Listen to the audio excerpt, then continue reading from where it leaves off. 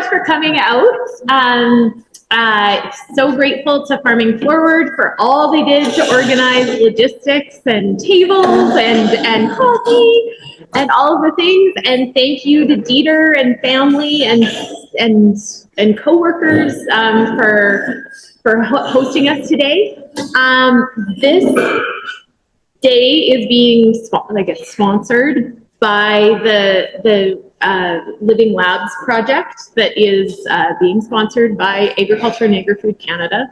It's a tranche of funding called Agricultural Climate Solutions, and they are trying this attempt of a different way of doing research. So it's kind of like an innovation project supported by research. And so it has 3 core principles. So it's user-centered innovation, working in partnership, and real-life context. And so what our hope is with this Living Lab is that we're able to work with producers like Dieter. We have 111 producers across the province that we're working with that are doing different stages of really cool, innovative stuff, and that we're going to be soil sampling and doing this carbon mapping, which I'll show you in a minute, to be able to get better feedback mechanisms on how things are working and hopefully eventually scale the process. So this is the Living Labs model. It's like look at kind of co-develop or talk about what's working and not working and things that are happening that are exciting, and then test, go out in, not necessarily conduct experiments, but see what's happening out in the field, and then we evaluate and we do it all over again. And the hope is that it will eventually lead to more of these practices that have soil health benefits or have potentially carbon sequestration or other climate dynamics where more people are doing them. And we're really trying to look at it through a financial, that it's not just for the soil or it's not just for the environment, but that it can also return financially as a means of trying to do this. And so we're really excited because Dieter's done some pretty, especially for dairy, pretty innovative things. So today we want to explore the possibility of what that could be like. I'm sorry, there's an echo on the computer, and so I can hear myself. So it's kind of driving me crazy. I don't know, maybe if I turn off. There we go. Sorry. Okay. Now I'm going to be much better. I'm going to be much better because I'm not going to hear my own voice and echoing. So yeah, this is the 111 producers. It's missing a couple dots. Mackenzie County, but then we're all the way down to the US border. And the principles that we're working under is kind of the 6 soil health regenerative principles, looking at, how we can pull all of these pieces together into a dynamic system and not just looking at one best management practice in isolation from another, and really how they can work in systems. And the idea is, if we're going to look at increasing soil organic matter, how do we maximize that first trophic level? So of the soil food web. So it's photosynthesis and having plants, a diversity of plants, and having plants growing as much of the year as possible so that they can be feeding the microbes that can be responsible for stabilizing carbon in aggregates that will create enhanced soil organic matter and all the things that happen that way, but also nutrient cycling that can be happening through the microbes, because everybody eats and everybody poops, and so the microbes will make different nutrients more available to plants kind of when it needs it. So how we're doing this in this, because it's such a big area, we're on 340,000 acres across the province, is that we obviously, to get really good soil carbon numbers, you need to be taking probably 100 samples per quarter section. And so we found this mechanism. It was started it was kind of pioneered by someone at the University of Sydney in Australia to do digital soil mapping. And so what we do is we initially take as many layers of background data and remotely sensed data as we can. And that gets all processed and it creates like kind of a pre-prediction of the carbon in any area. And then from there, it generates a sampling plan. We'll quickly go. So these are all the covariates that go into that. Those are all of these layers. And then the computer decides where it has the least certainty of its predictions, and it asks us to go out and take soil samples there. And then we go soil sampling. We're using a skid steer mounted, we're using a skid steer mounted soil sampler, and we're taking these meter deep 3-inch square cores because we need a lot of soil because we're doing a lot of different analysis. And the reason we're doing that is so that we're not just looking at carbon, but we're looking at soil health indicators and also how all of these pieces are kind of coming together. So we're looking at bulk density and gravel because we need those to get good solid carbon stock numbers, but also aggregate stability because it's a major soil health indicator. It's also telling us a lot about how infiltration's working and how air exchange is happening in the soil. And then we're also looking at, we're running analysis on the microbiome. So looking at the who's who in the zoo of the bacteria and fungi in the soil. And then we're also running like total digestions on nutrients. We're doing traditional availables. And then we're also looking at like a weak acid extraction, which kind of simulates how the microbes use nutrients and make nutrients available, kind of like the Haney test, if you've heard of that one. So we're trying to pull this picture of all these things that are happening, because I think that we're having people and experiences where they're doing these different practices and they're like, my soil organic matter is coming up, or I'm able to grow a fairly significant crop without a lot of inputs. And so that's really what we're trying to be able to figure it all out, like kind of pull it all together so that we can see what's going on and hopefully, have more information for more people that are like, I need more data before I'm going to make a decision to try something. You have organic matter? We do TOC, and so we don't do log, we do dry combustion on total organic carbon. And so then we do 58% of that to give you organic matter. We don't do loss on ignition because it's not as dependable, which is usually how organic matter is done. But we've got a general organic matter percentage. So then once we've done all the soil sampling, done all the processing, which is taking a very long time, and then you put it all back together, and then it creates maps of all the different dynamics. So because we're taking samples across the province, we're able to actually extrapolate it across an Alberta-wide process. But then we can also zoom in and look at it on an individual farm level. This is Shipwheel cattle feeders carbon map. Lake is here. These guys are down in Tabor, and they were part of our pilot project in 2020, which was kind of the prequel to the Living Lab. And so can you guys see that? Is it really, it's kind of? Rolls over it. Yeah, it's darker is more carbon, lighter here, but I can zoom in.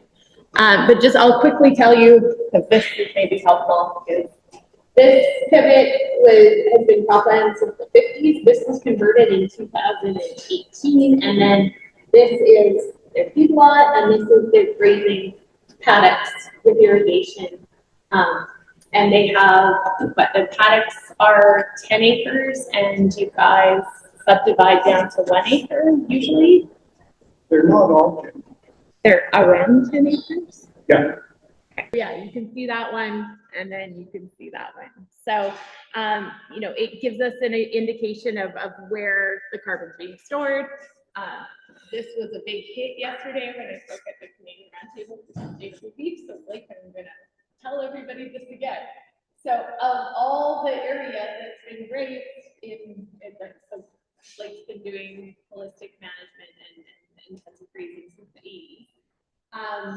but there's this one area that's like seems to be lighter and have less carbon, and that was in the 80s that you took a bulldozer and it's a low. No, that isn't that that's the part where you. That's on the east side where so there was a bit of a sand dune that Blake did not like, and so he mechanically removed the sand dune, and still all these years later you can see that there's less organic matter or got disrupted, or got exposed. So this was in our pilot project. This was some of the early results that, we could see that the carbon storage between pasture and cropland is quite different. But it was also interesting to just see the difference in the soil and how having more cover on the soil more of the year actually had some significant impact on how the soil was.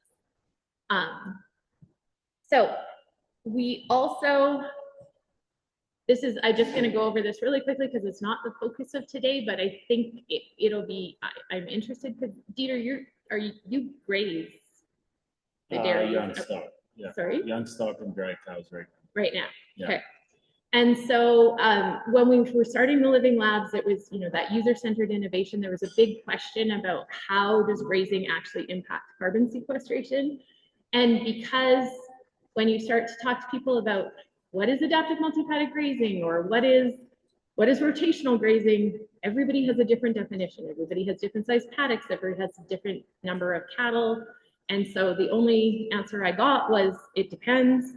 And so we've developed this grazing app so that we could just, because we're going to have spatially explicit data regarding their soil health and soil carbon, and then we can put their actual grazing on top of that and be able to put those two things together. So we've developed this grazing app. It gives an opportunity to put in historical data. You can put in this year's data, and then you can, so that's all on the desktop version. And so this is the historical stuff. So you can go back if you want. There's a slider for the years, and you can click the actual paddock, and you know what the recovery time is, the graze amount of time, the ADA or whatever type of forage estimation that you use. We've got all the options you can click through, and you've got an actual understanding of what's happening, so you can look back through years. But then when you're in the field, you have an opportunity, if you're just staying exactly to your grazing plan, to just confirm that you've made that graze, or you can actually enter that you're moving from this place to this place, and it'll give you, it'll allow that. And we have a few producers in the Living Lab that are already using it, so it's really exciting, and we're hoping to roll that out in the next couple months to more of the producers. So just an example of how it can come together. So this is the part of like place that you saw already, and then this is dry land, two dry land. This is not their caution, but this is that one. And then this is where we sampled in 2022, and then this is their grazing paddocks, like the big permanent fences, big as a 10-acre paddock. And then these are the grazing intensities throughout the years. So there's this area is, as I mentioned, is irrigated, and these are dry. So in this year, 2018 was pretty dry, and then 2019 was also pretty dry, but 2020 had a decent amount of moisture, so there was more intensity of grazing on the dry. So red is more intensity of grazing, the lighter green and blues is less. And then 2021, of course, that was dry for everybody. And then this is 2022. So this is also another producer in our Living Labs. So this is out by Rocky Mountain House. It's Doug and Deb Skeels. And this is their home quarter, and this is their grazing. You can kind of see the paddocks. And then obviously trees. And this is a hay field that Doug felt maybe needed some love, and maybe he was gonna maybe bale graze it this year.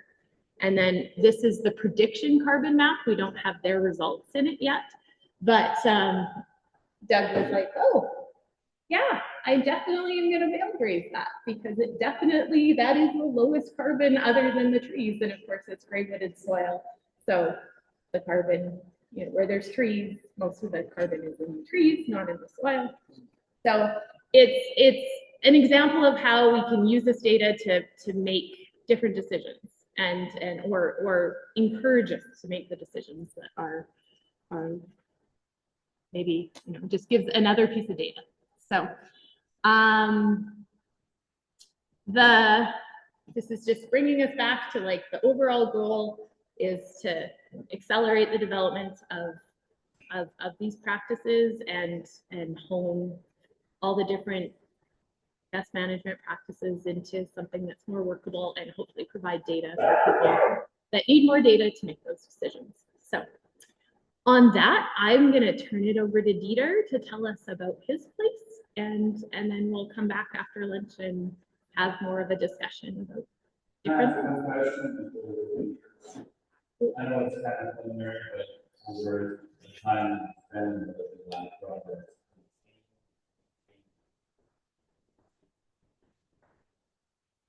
Yes, like definitely like, do you mean compare like different areas compared to different areas?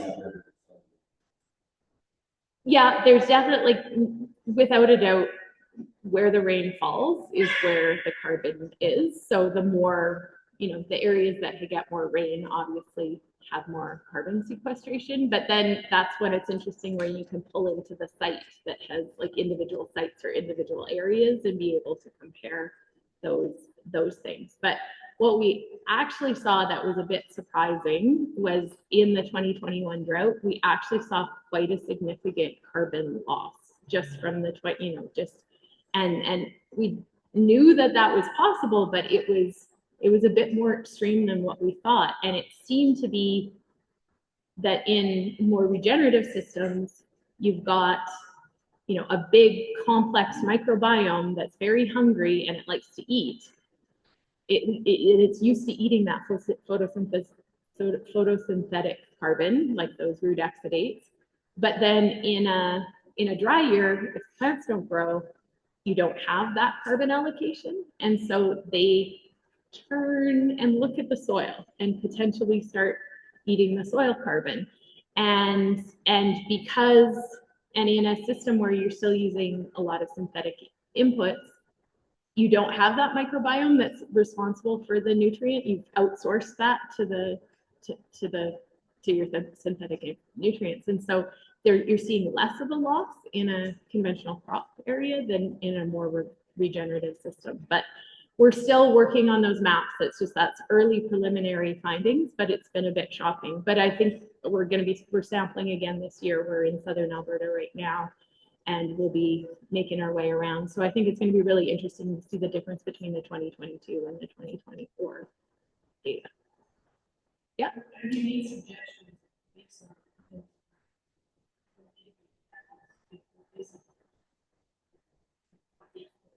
Yeah.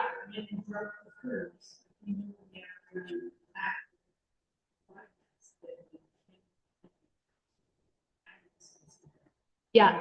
It's all very, very preliminary results at this point, but I think and then we have to look at the trade-offs. Like, is that going to, and we just don't have enough data at this point to be making recommendations, but yeah, that's definitely, it's something to consider. Or is it like a humic or a fulvic? Is there some other carbon source that you could, that would also help the plants get to where they need, because the microbiome needs moisture too, right? And so if they're doing, and I think that's going to be really interesting, and that's what'll be cool about having 111 farms across the province is we'll be able to see who did better and who did worse, and what they were doing. So we can kind of, and that's that sharing and innovation cycle that the Living Labs is supposed to be part of. So yeah. Yeah. Yeah.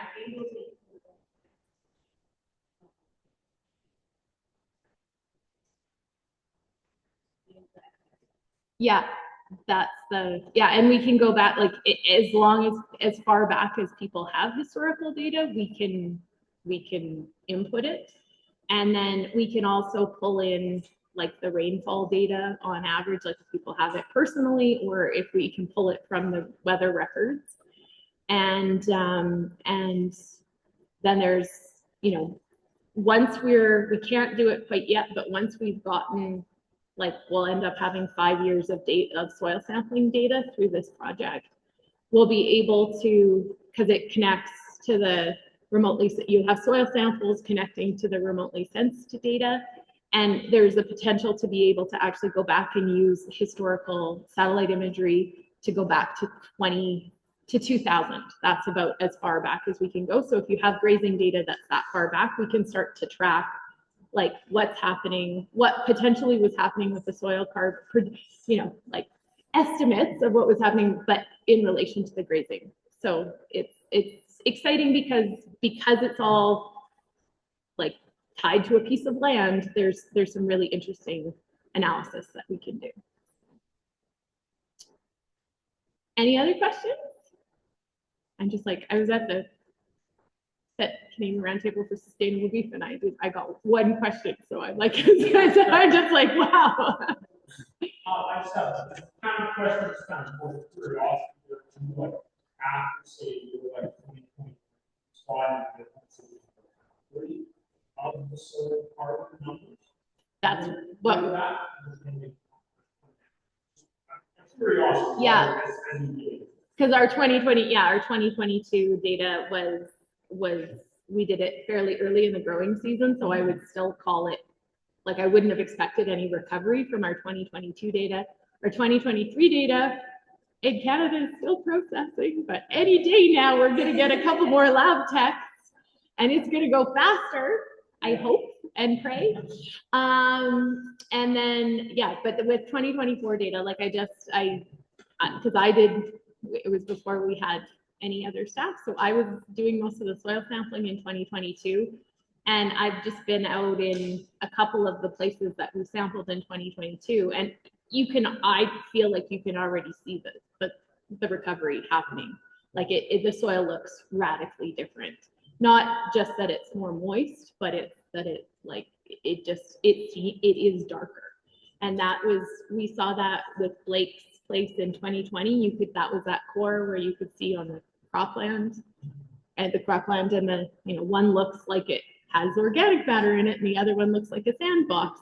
But then when we sampled again in 2022, that other paddock looked, the good pasture did not look much different. Like it just, so I think it's a lot more dynamic than what we initially, what soil science, I think soil science is like, oh, it goes up like this, or it goes up, like it does like this, but I think it might be doing this into a net.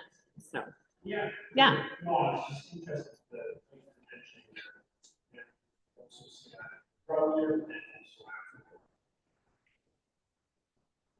after. Awesome. Any other questions?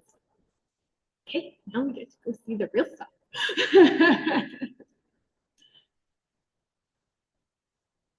Okay, Dieter, do you want to do a little overview? Okay. Okay. Sounds good.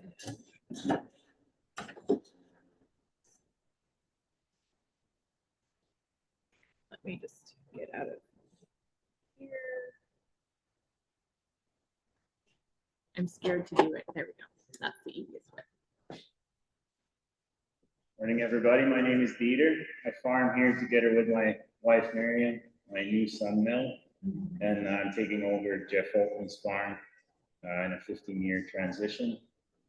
We started cover cropping, I'm not sure if it was 2020 or 2021, maybe Kim remembers, but first year was a pretty good success, and we decided to continue on with that. So some really good results in our animals. We milk about 140 cows right now. We're getting ready for an expansion here, and I think that wouldn't have been possible if we wouldn't have been doing the cover cropping, because that gave us a lot of financial upside compared to conventional farming. So I'd say we'll go have a look out in the dairy barn, and then should we drive out to the field and then just drive through a few fields? Yeah, that would be awesome. Yeah. Yeah. So yeah, I'd say let's go have a look and ask questions on the way. If you ask me the right questions, you'll get a lot of info. I always forget to mention the good stuff, I guess. So if those right questions come, then you'll get a lot of info out of me. Do you want to just quickly talk about, I know you have those numbers at the top of your head, about how much it costs you to put in the multispecies cover crop instead of corn silage? Yeah, so at the highest point, I would say all in seed costs, seeding, spraying, the chemical, I'm $120 an acre on the high side. And yeah, compared to a corn crop, you're looking at about $800 an acre. So, and we're getting the same or more tonnage than we did with corn. So that's where we decided that this makes a lot more sense for us. We have fields that did really good. We have fields that did poorer, but overall, all the fields always did better than our conventional crops back in the day. So even though it wasn't as great as a success in all the fields, they all outperformed our original profit.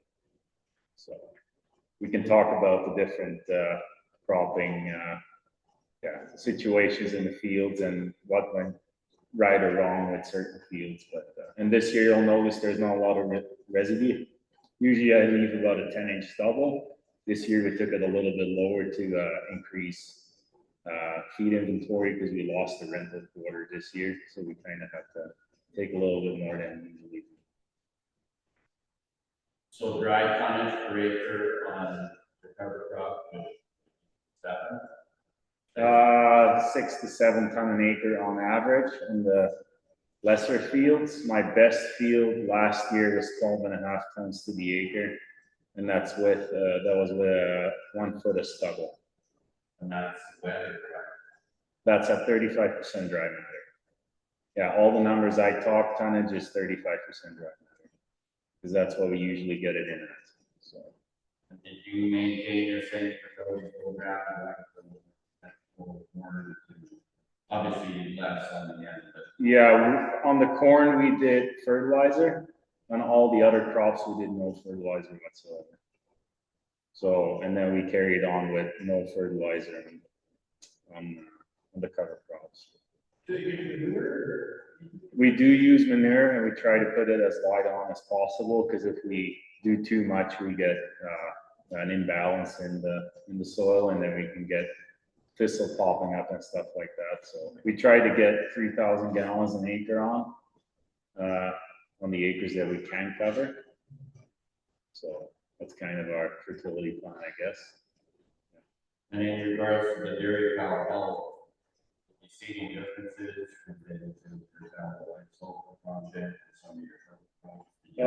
So to give you a good idea of how good the health of the cows is, we had a cow a few weeks ago. She got a really bad E. coli mastitis, and usually those ones are heavy medications, the whole 9 yards. And this was one cow late in lactation, couldn't get pregnant. And I was like, I'll give her an aspirin and you'll be on the bus on Monday. And this was Friday. Saturday evening, she turned around and she went back into milk production like nothing ever happened. So that's the significance of the cover crop, I'd say. Fertility has been really good. Still, you have to balance your rations, but that's why we have the nutritionist doing that job. So it was hard to find a nutritionist that was, I'd say, willing to work with us, because you're cutting out quite a bit of grains and concentrate. So on that end, we had significant cost savings. So with the cover crops, your main goal is to get digestible fiber off of your fields. That's what we aim for. So your tonnage or your dry tonnage might not be as great as corn, but the actual digestible fibers that the cow can absorb and make milk out of or make meat out of is a lot more than alfalfa or corn or whatever else is out there. How do you adjust for the high protein levels? That's why my nutritionist is here. Thank you, Silage, to be here this morning. Everyone, this is Lynn. We did decrease our standard protein level in the ration, right? Like by 2%. So Yeah, like not all proteins. Based on the mixture you use, that is how we control high protein. Most of what deer seeds, it never exceeds 60%. I've seen cover crop blends being in that 22 to 28% protein, and that becomes dangerous if you're expecting to feed it as a in a dairy situation, you have, milk regulation skyrocket and have control. So how you control the level of protein in the poultry is by taking. So, and then on the poly blends, we try to seed a ration. So we seed our milk cow ration is what we call it. Or we can seed a heifer ration too, which is higher legume, which would be higher protein. But we had, for instance, last year, our milk cow ration seeded in 3 different fields, looked totally different. And we sampled it, and the samples were within 0.1% of each, like protein, starch, fat. It was, and yeah, so I was pretty amazed by that. So. Any issues with potassium and Pretty much gone. Yeah, so potassium is always going to be high in the protein poultry scenario, but we can mitigate that through ensuring the ratios of different minerals are different. But the perfect example is in the dairy situation. The high potassium is there. We can make sure that it's still absorbing magnesium and calcium so based on the ratios of the you can have high sulfur also. Generally, what is blending doesn't have if more hot potassium is on the higher end, but we don't have those conversions. even on the dry Everybody gets the same. So we tried to make as much high quality dairy feed as possible. And that young stock it can get blended off with straw. And with the dry cows, we manage it with anionic salts, I guess, to kind of get those levels correct. Are you finding this kind of serious? Yes, yeah. I found that oats is a better fit for us than barley was back in the day in the blends. Just because, I don't know, like the barley varieties are not very competitive, I think. But I might have been using the wrong one. This year we've added a spring triticale into it as well, which I was very happy with. So lots of biomass from that. Big heads on it too. So we usually go by silaging timing on the maturity of the cereals. Then there's faba beans and peas in those forage mixes too. So when we go and seed, we have our forage seed box, which has our faba beans, forage peas, oats, and spring triticale in it. And then I have a cover crop seed box where I put all my small seeds in. That comes ready blended from the seed supplier, and that gets put in a quarter of an inch into the soil, and then the forage seeds get put in 1.5 inches. And then I can do everything in one pass. Same seed blend and across the fields, or do you use different ones? There's, Can you just repeat so that, and like, the people online to hear the question? oh, okay. So do I use all the same blends in all the different fields? No, I have 3 different mixtures that I use at the moment. I have my milk cow ration, which is my annual silage. Then I have my biannual ration, which is winter triticale and sweet clover that gets seeded with a standard annual mix right into spring. That gets silage now, and then next year, late June, early July, I take that off of silage, and then I'll go in with a millet blend, which is a heavy summer annual blend, and then I can silage that either again, or I can raise that off.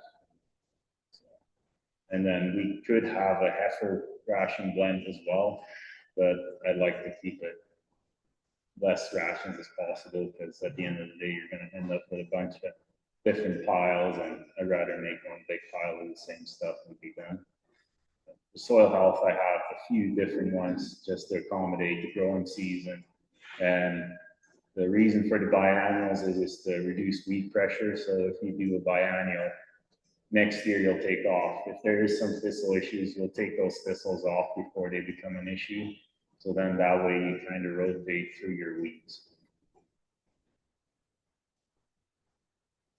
In relation to your soil, have you seen that change very much in terms of organic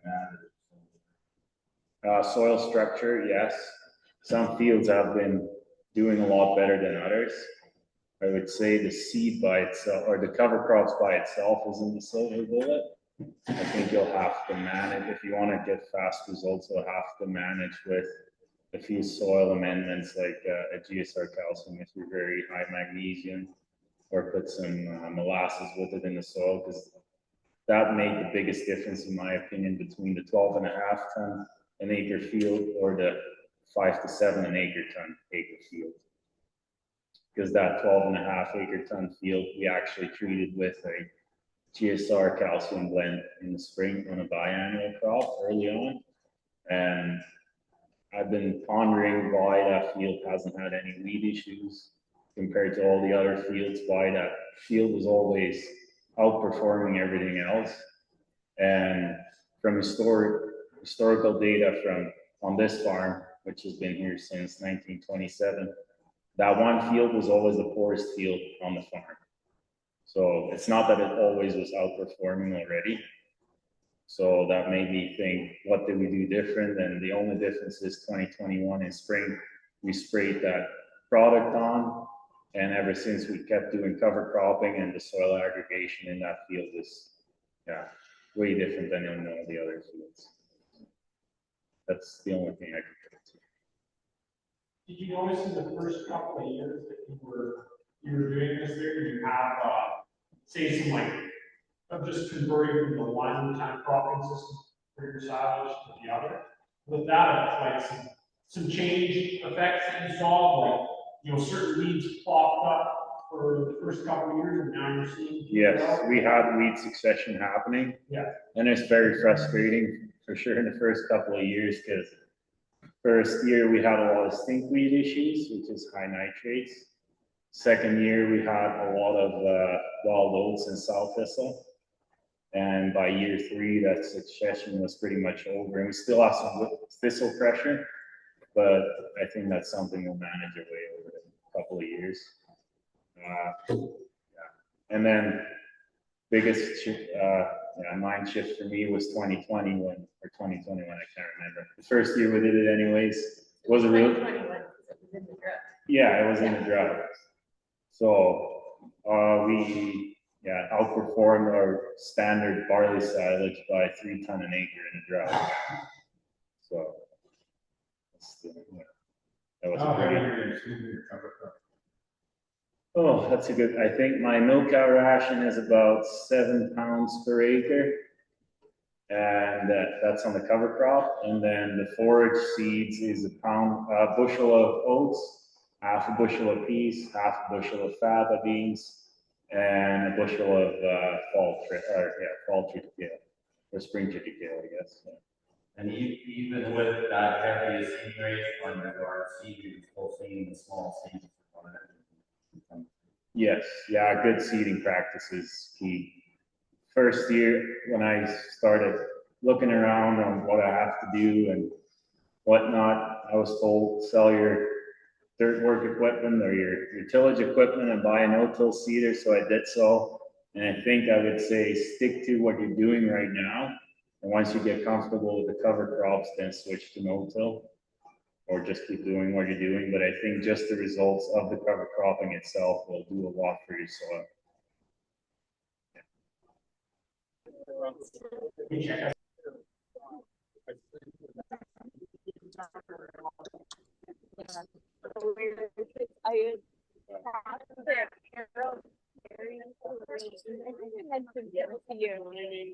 And people that have a big plot and they're like, they're kind of open to some stuff, but they have a nutritionist that's like, nope, doesn't fit in the box.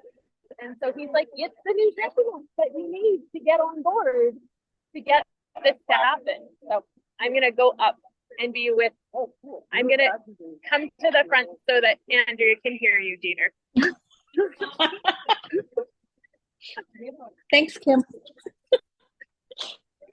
I'm trying. I'm trying. I'm trying.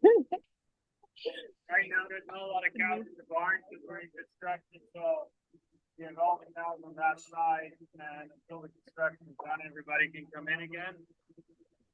But, yeah, it's a dairy barn, there's not much to do it, I guess. In my opinion, if you have questions, let me know. But, this is the ration that we're feeding, where you can have a look at the violets look like, or what it smells like. What level of concentration is in there now? I can't do smell for you, but I can do I can do vision. It's very I don't know. How would you describe it, Annie? Sweet and fresh. Sweet and fresh. My favorite smell in the world. It's your favorite? I'm sorry. It depends depending on what the pork is. We have some issues with the haylage that we were feeding, so we're trying to fix it out by pushing them a little bit further with some more grains to fix their guts and get them back going. Yeah, when I looked at it, I thought there was a fair amount of fun. Yeah. Yeah, it does vary quite a bit from each other. Yeah. So We keep it down to 36 at one point. Yeah. So how much are you doubling your capacity with? We have the potential to do that. Like, we have double the stalls now, but it'll depend on quota growth if we're gonna do that or not. If the numbers look good and the quota price comes down, maybe we'll do it, but it all depends on the number. Since we've done the cover crop, we kind of changed the way we look at our management too a little bit. I would almost say it's a little bit more holistic. We try to focus on the profit, not on the output. So we used to be a 40 liter herd fleet with high input, so we could never keep money in the bank. And then we decided to take a little bit more of a low input approach and see what we could do with that. So far, we've been pretty successful at managing that. A little bit harder with you got to fill the amount of quota that you have, so you got to keep more cows, but at the end of the day, it still makes sense. So you're saying your production dropped and you just compensate with extra cows? Like, it's kind of the same, you know, like.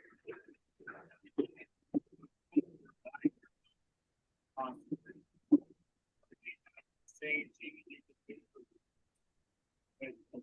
crops, but not in the significant amount of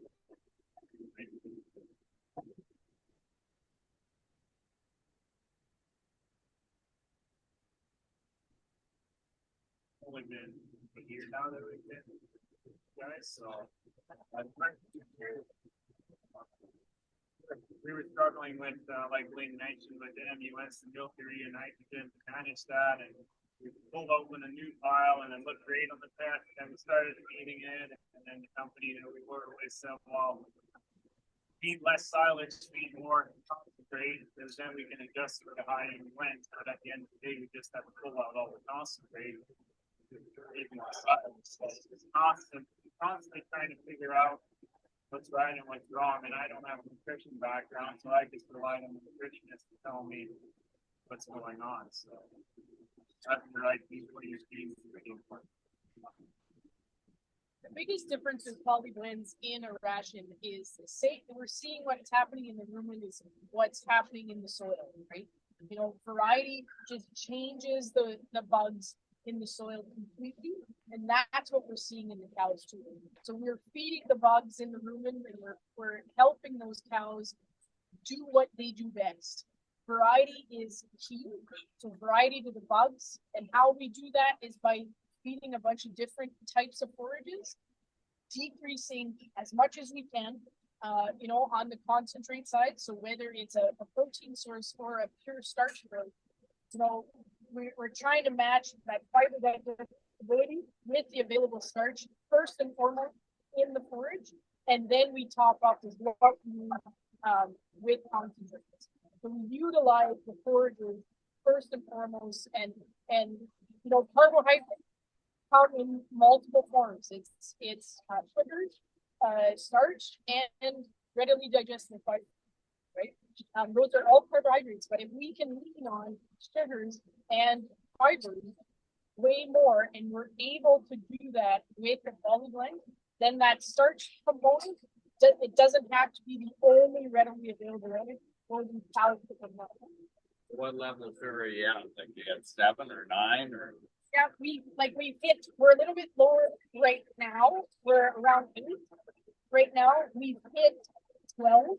When the cows were rocking and doing amazing, we're at about 12. Until December, we had really like, we've run and set the trailer smile, and what happened was it wasn't packed very well, but it looked good. But we had continuous fermentation as we were feeding into it, so that the silage was constantly changing. So every day you're pushing something else to the cows, and that was kind of slowly dropping our production. That was from a very high sugar level, but No, that was what was the cause of that? well, it was third cut of alpha, and I just probably took a shot.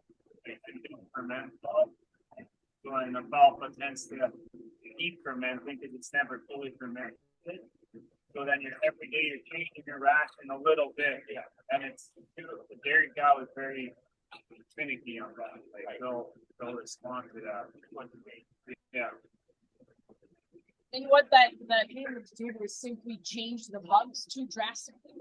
And by us not reacting and saying, no, it'll get better. You know, we just got into this pile, it'll get better. Yeah. What that did was we drastically changed the bugs in the rumen, and they couldn't keep up. So now we're bringing it back. We're feeding the cow differently so that we can feed those bugs in the rumen, get them healthy and going and alive and well, and we're seeing it in production and butter. Because I don't know. Could you eliminate that by going to the back silage? Sorry. Could you eliminate that issue by going to a bag silage versus a pit silage? But you eliminate your We've change. done back silage, and I wasn't very happy with how it was done. Like we got a lot of spoilage, but it just depends on the operator, I guess. When it depends on the crop going in. That crop specifically, that wouldn't change it. But hail is good. That, Hail is good. not in that specifically. I understand what you mean.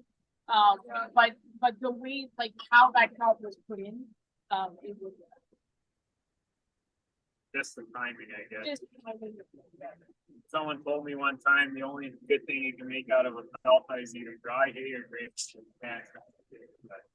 We've done it for years and years out of the harvest stores, but that's perfect silaging management, right? Like that's can't get any better than that. And then 4 years ago we quit using them because we got so much silage and we don't have capacity in the harvest stores and maintenance people out for that was a pain too, in the end I have people from Ontario to fix the thing, so then we kind of went away from that because we only have 800 ton storage in each silo, which that's all we ever used on this farm.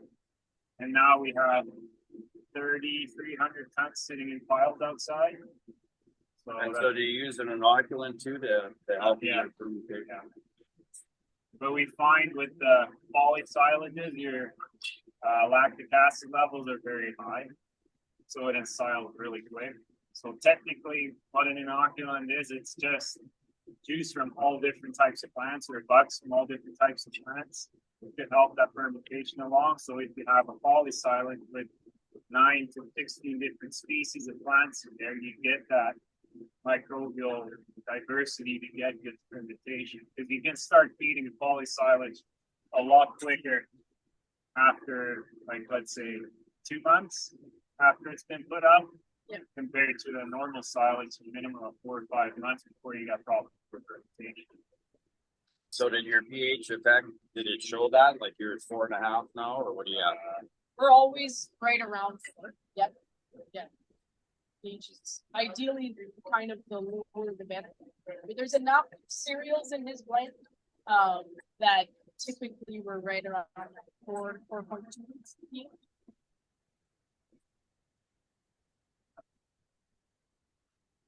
We'll have a look at the milking facility and then we'll go to the fields again. Are you hearing well? Yep. Yeah, it's just the construction. Yep. Okay, thanks, Carrie. Carrie's going to get lunch. And Carrie's going to See, it's almost like you're here. It is almost like I'm here. There. Do you if there's anything you want me to show you, you just let me know. Let me know. You're like, Okay. I was just like, I can't. The only thing is the smell. That's the only limitation. The only thing I'm missing is the smell. And my hands even smell like silage right now. Mhm. So It's my favorite. your favorite. So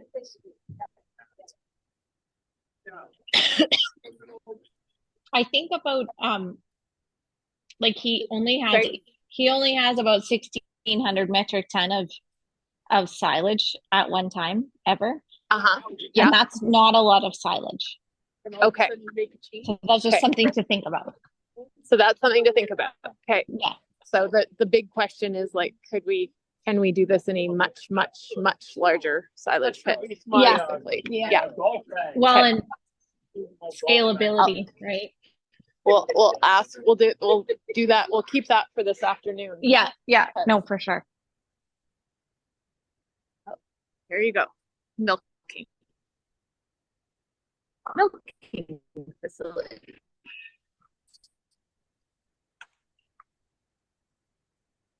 It has been since I was a kid that I've been in a dairy barn.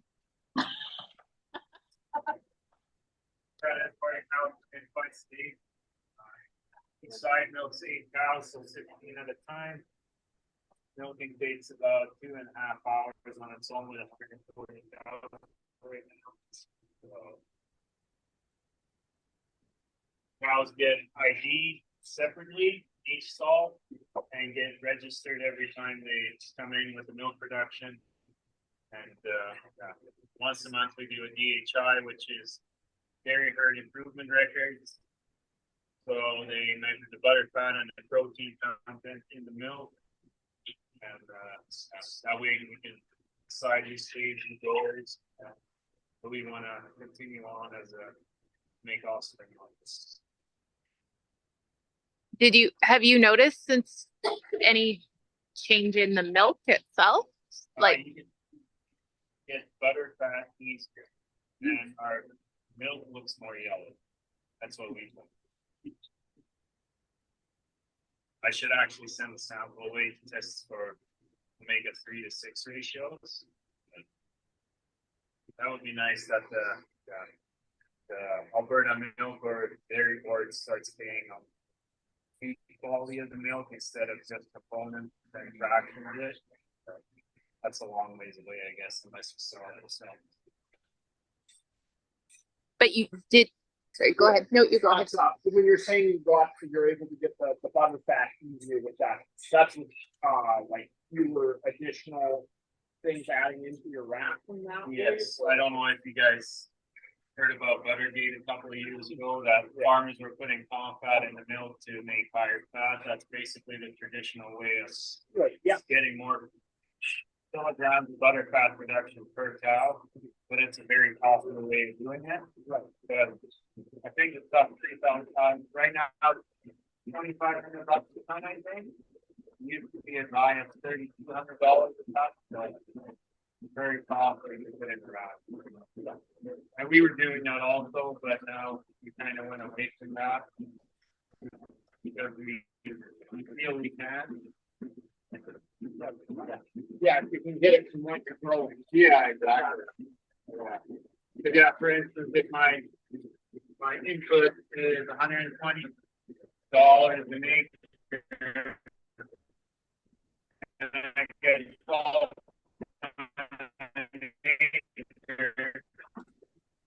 my cost in the pile is $25 a ton. Corn crop, your cheapest is going to be 60. Right. Yeah. And I don't know if that's highway.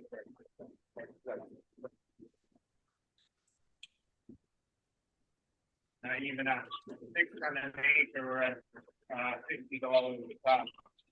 It's still a lot less than any other. Like basically this was seed and then it didn't get rain for the first 4 weeks and then the rains came. So that's why it looks so patchy. I think this was seeded July 10th. Yeah. So what is this? What is this? So this is so this field was winter typical, and there was a little oopsie early this year. The spray guy sprayed it out. So as you can see back there, there's like a darker patch.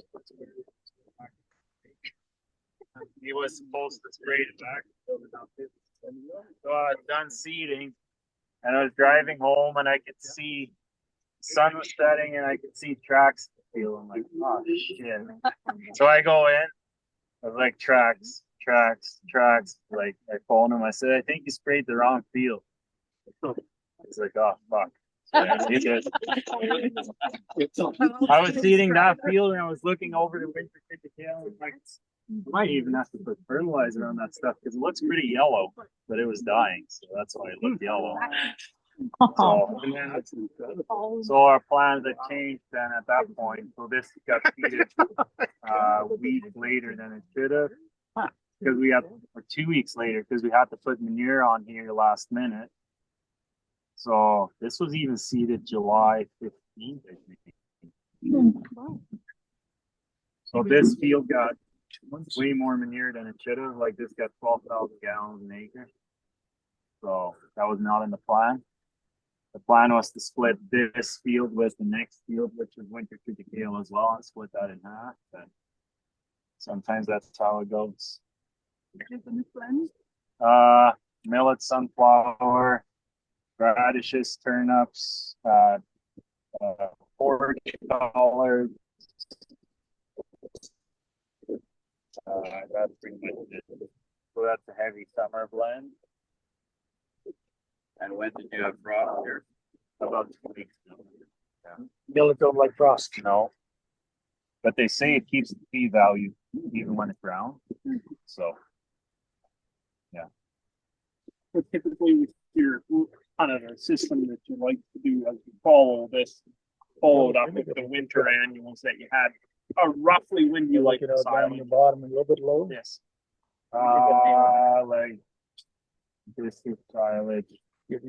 End of August. Okay. So, yeah. And in this already coming back. And then multiple silage put up mid-August.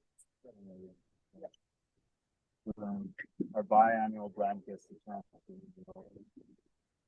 I think if you do a biannual, it's important to take enough stubble away, I think, because otherwise I found that you get too much frost kill from too much residue.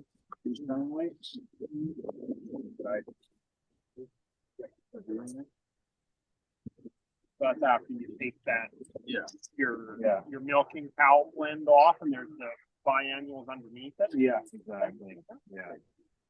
Yeah. So we have 120 acres of that. And do you graze this at all ever? So we're in the process of perimeter fencing this, and the plan is if we have good regrowth, like that field in the back there, our far out dry cows and our young stock are going to come here, and they're going to graze it again, and then they're going to come into the feed yard. And do you know what you got ton? This was 7.3 ton an acre.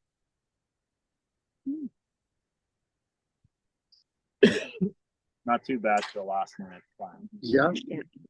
It's always deceiving to look at. Oh yeah, like I was like, there's three, like the custom guys, like, oh, there's 3 ton an acre there. He said, I'm like, oh shit. So what you're saying is this was cut the same as that, and this was the same. Yeah. Yeah. It's just a sample left. Yeah, exactly. I told him to leave the piece because I need to put this. Otherwise, it's nothing to look at. There's turnips left. There is some decent regrowth. It's So, coming, yeah. Last year's crop was taller than me. I don't know, not Yeah. tall, but The millet like- was about this tall last year. So that's when you actually, get 12 tons. as the years progress, from the first year, we never changed our millet amount in the blend. And then as the years progressed, this year we cut back the millet in our milk cow ration because we found that it was too heavy in our milk cow ration blend.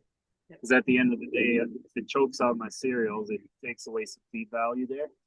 So we put that to more moisture availability early in the season because millet likes a heavy moisture environment to germinate.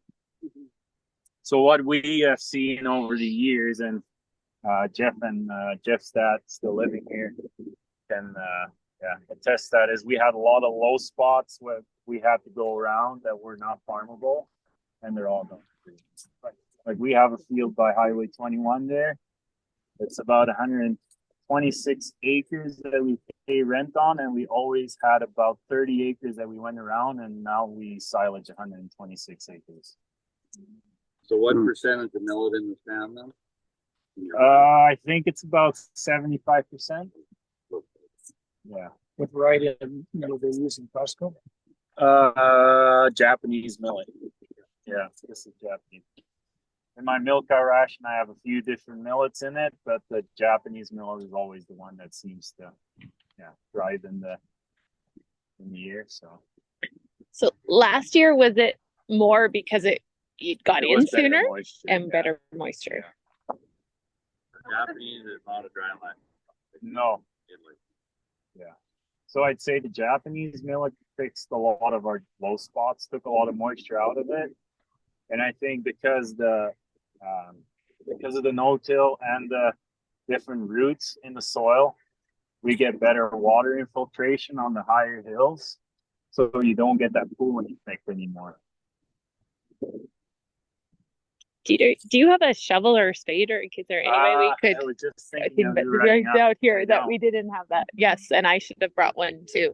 Do you have a shovel? Did you have one in the car? Yeah, there we go. Nice. At least somebody was thinking. And like, I just always Yeah, think, they can talk. yeah. Now, with your perimeter fencing, were you able to take advantage of any like grant programs or anything like that?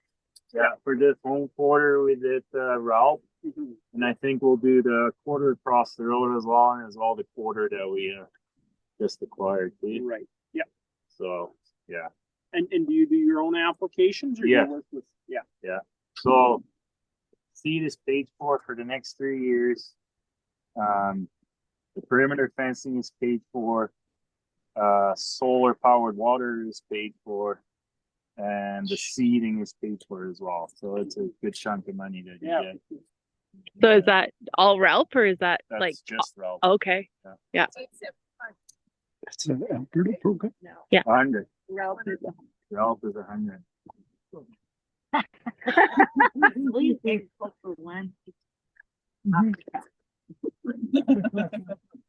You farm for free. There's nothing free.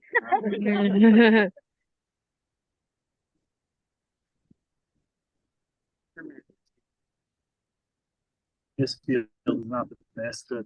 Just because this field, this is only the second polycrop we have on this field, because this was hayland before. So it was.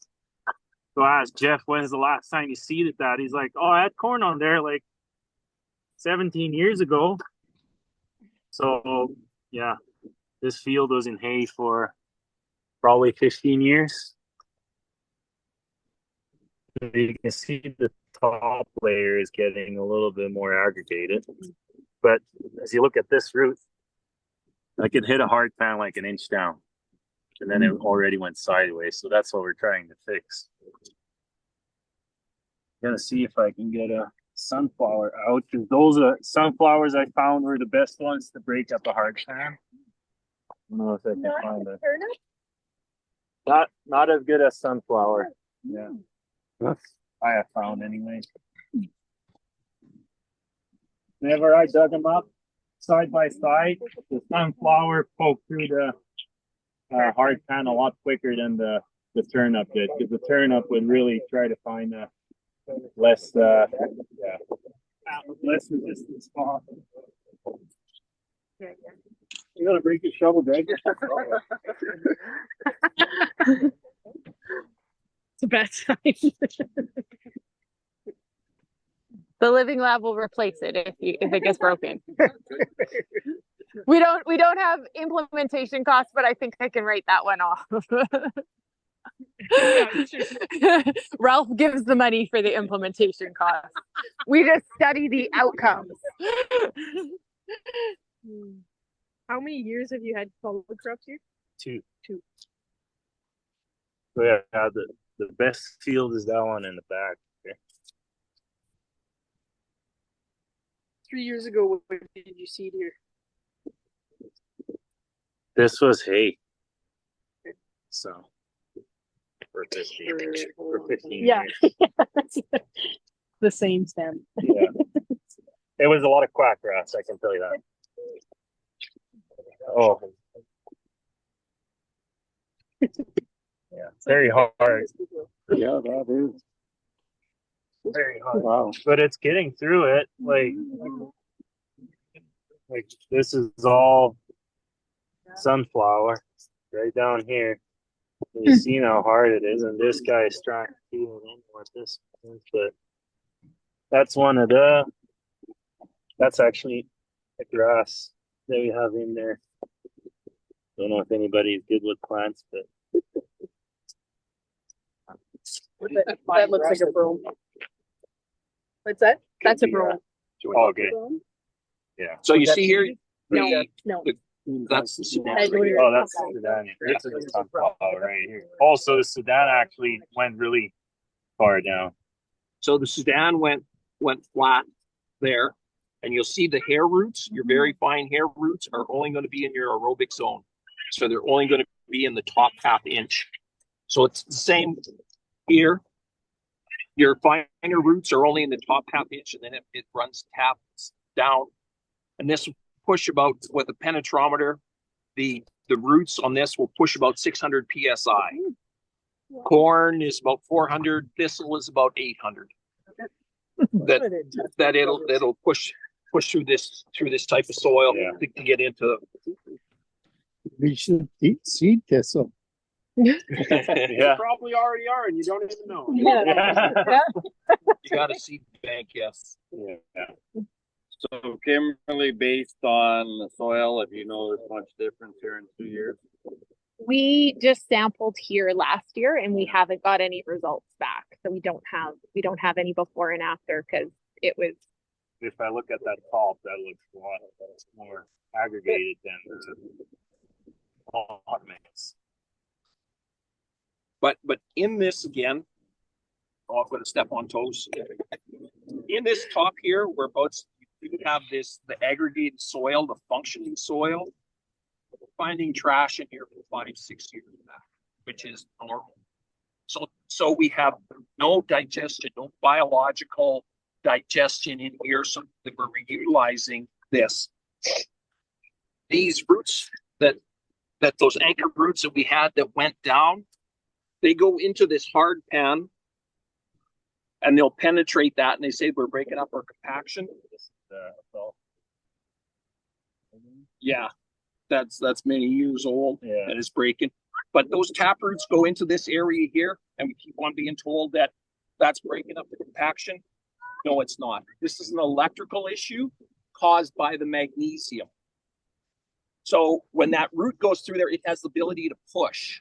So now when that plant is harvested, taken off, you need biology and you need air to break that down, to change that.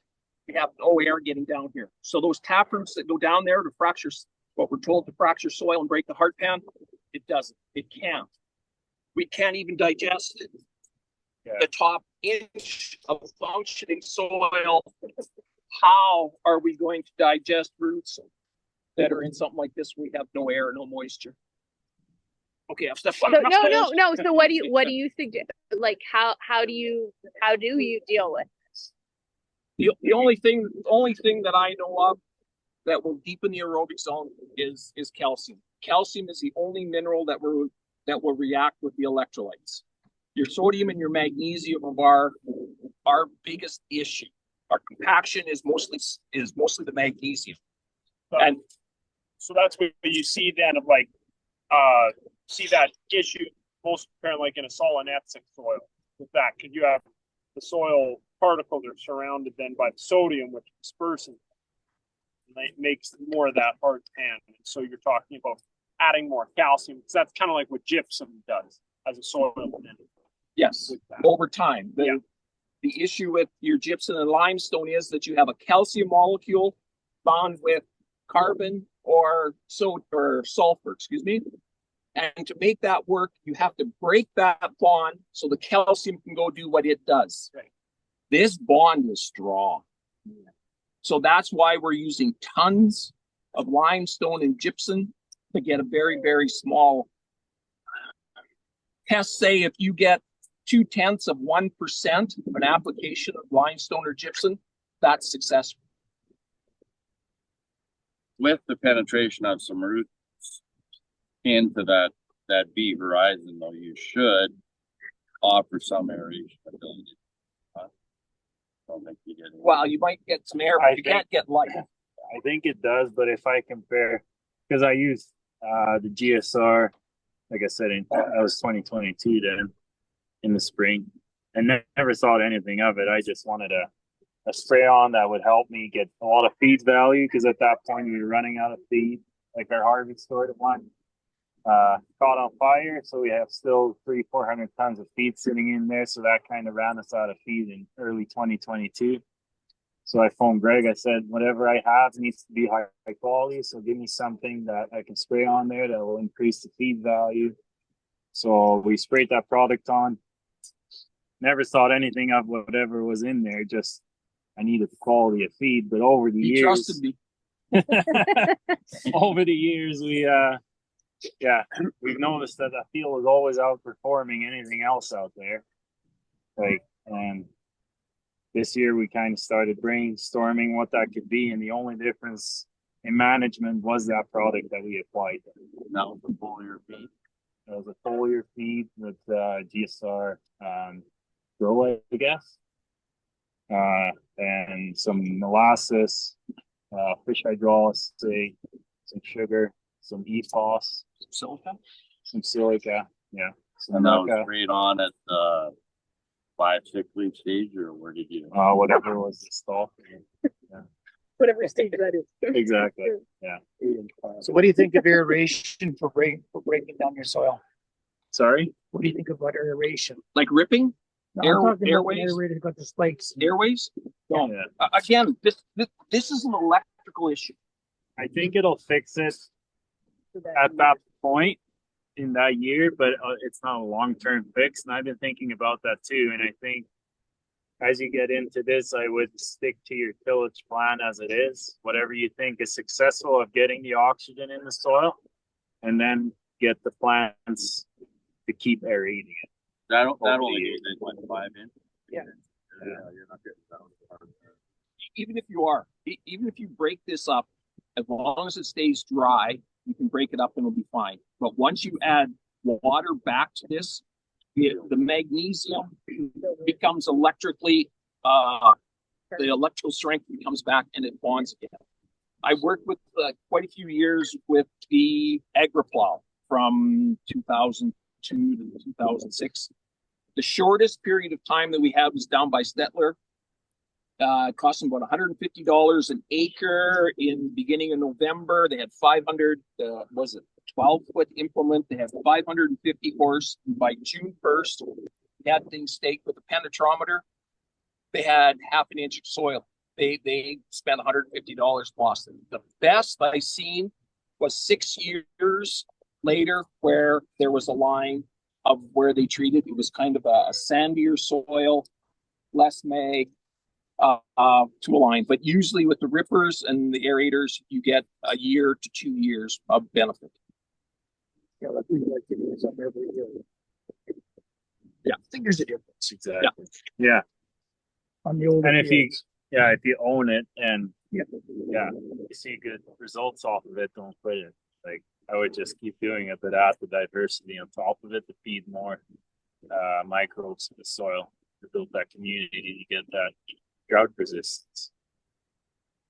It's just like tillage. Your aerated or your tillage is really what you're doing. I mean, you look around just south or west of Leduc, 2005. Everybody went no-till. I mean, everybody was no-till for about 10 years. Nobody touched anything.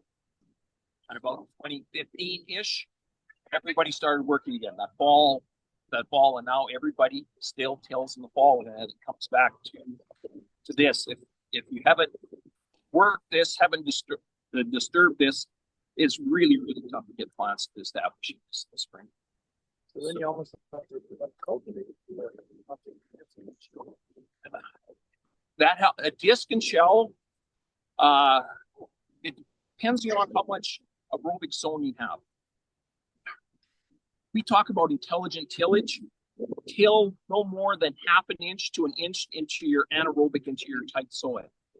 So in this soil here, if you only have 3/4 of an inch functioning soil, you should be working no deeper than 1 inch and 3/4.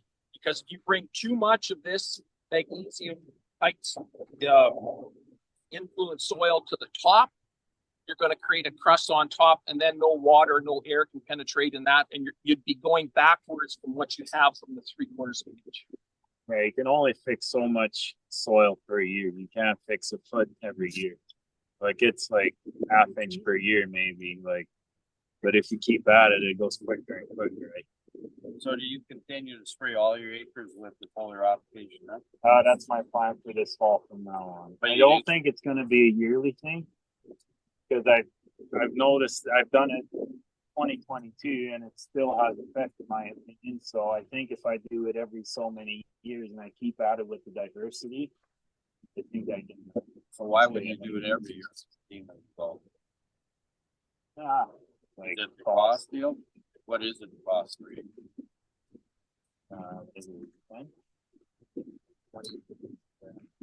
Well, like the GSR itself, right? Say 30 with that.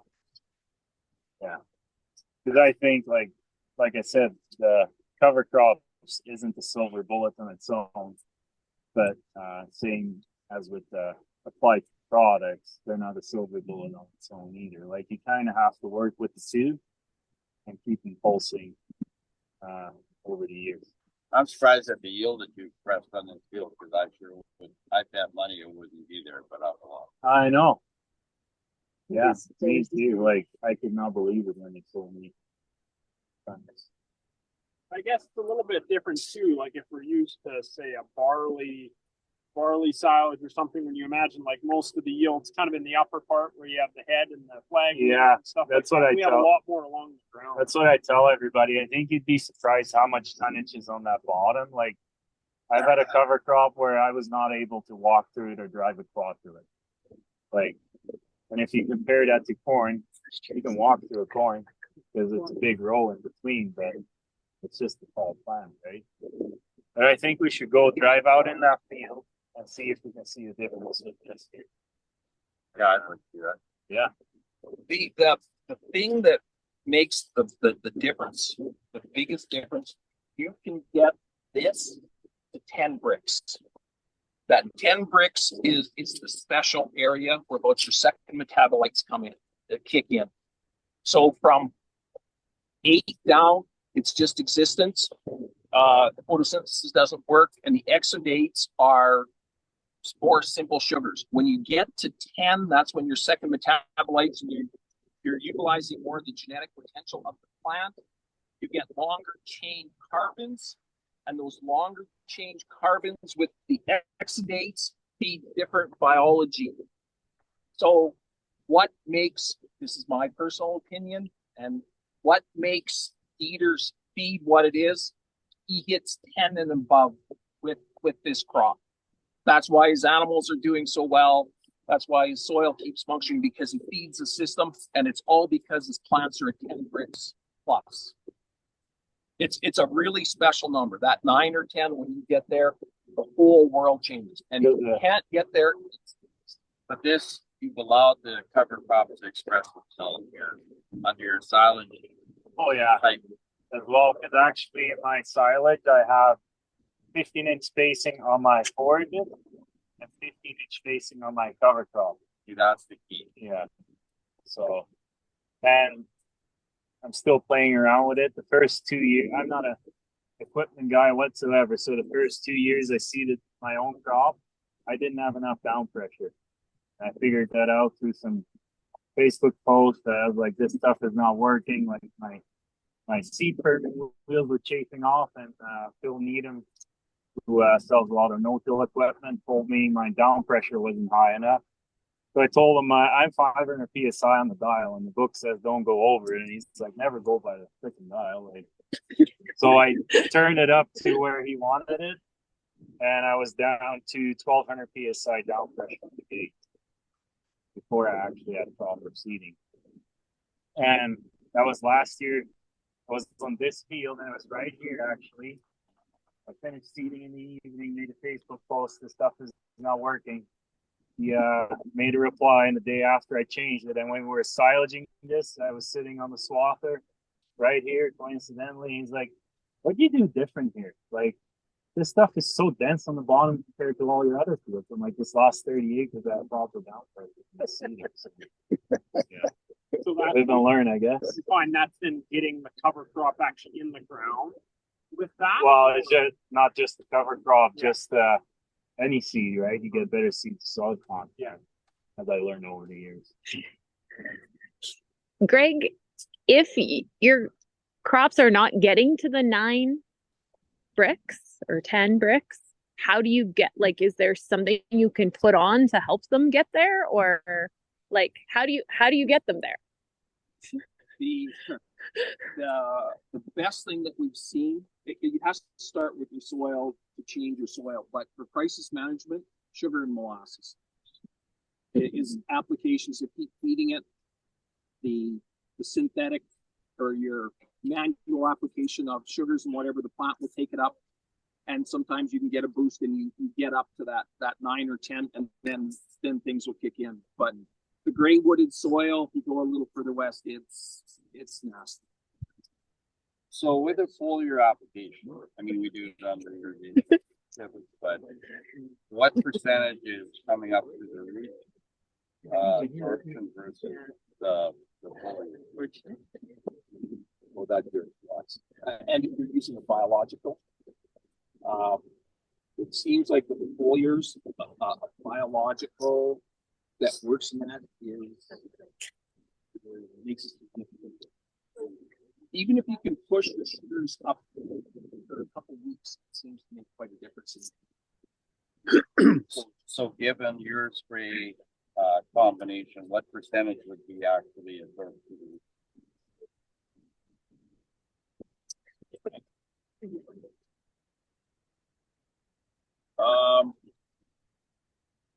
I would eat them with my. Good answer. Very. If you have 10 bricks, 5 bricks goes back into the ground. So I would say 50%. Because your plant, if they're 10 bricks during the day, they'll put 5 bricks back into the ground at night. That's how a full season plant works. Just to grow. And that's the exudates into the soil. So the higher you can get your bricks into the plant during the day, the more exudates you can feed into the soil for your microbes. So then, as Kim was saying, as your soil health improves over the years, the better bricks you have, the more biological community you're building underneath the soil. So you get more drought resistance. Because drought resistance is technically more carbon in the soil, so these microbes are feeding us. And my plan or what I want to do further on in the future is we make our own Johnson Seuss compost on farm, and I want to get better at applicating it during the year, getting more consistent in it, because that's extra carbon going into the plant, the roots, and building more carbon into the soil. And that's what we want to do in the future, but right now there's too much projects going on. What's brick? It's the sugar level of the plant. So if you have out of 100 units in the plant, 10% is bricks. So that's your sugar, 10% sugar. And you measure that with a refractometer. Try to squeeze the juice out of a leaf or a stem or whatever you have in the plant. And you put that on that refractometer. And then you look through the lens and it'll show you a 5, 10, 15, way up to 25. What's the highest mix you've seen, Greg? 26, 28. Alfalfa grass, bamboo on the low pH soil, something you've never heard of. But they eat a third, or they eat a third less forage than what we do down. It's that much different.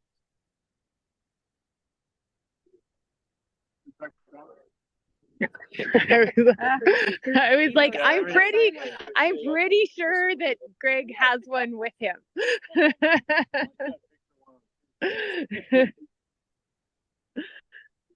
So, and then the turnips and the radish or whatever these are called, radishes, they degrade in the soil and they have sugars in biology. So, and then the neat thing is in the spring when you come back to the no-till, if they're big enough, you got nice cups of water sitting ready. Yeah, they just hurt a lot. Exactly, yeah. So there's no value in those things. You only just stand them. Oh yeah, cows grazing. Oh yeah. Overgrazing. What percentage you don't get it? You No. No. You can add beets into silage. So That other improves the sugar. For sure. So other years on our silage that cut it higher and they all stay nicely in the ground. This year, our custom business bought a disc triple mower. So and we lost that quarter of rented land, so 150 acres less. So I was like, this year we're just gonna take everything right down just to make sure we have enough feed. Because that's another thing why we went so extensive into it. We have a big acreage that we farm, so we had the ability to play around with it and take a hit here and there if we had to. But so far it's been better than it has been in previous years for us. If you're not grazing, that is no benefit to you. Oh yeah. Yeah, Oh, they'll yeah. dig right down and eat that. No, if you're grazing, but if you're not grazing, If you're not, well, Next year. It's fertility for next Yeah. year. Big nitrogen bulb. What about a perennial stand and where infiltration is an issue for the hard pan is kind of brutal? There's still 6 or 7 varieties of grasses and legumes. Mm-hmm. It's a 15-year-old stand. How do we improve that? You can actually introduce either a cover crop into it at the right time of year, or you just make annual silage on it and put it back into perennial after that. That's what I would do. Take it out, fix the soil, and put a perennial back in.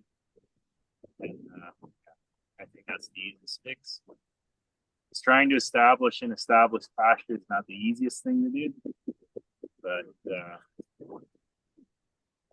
So when you took this out of a hayfield and put it into a cropland, you sprayed it with Roundup? Sprayed it out and seeded into it, yeah. Also, yeah. But you didn't spot that.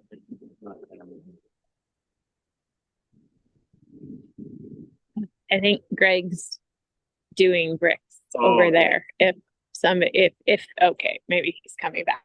Maybe he's coming back. I feel like It's gonna be 2. you're like, just because it's like kids and animals and your refractometer are gonna all show you up.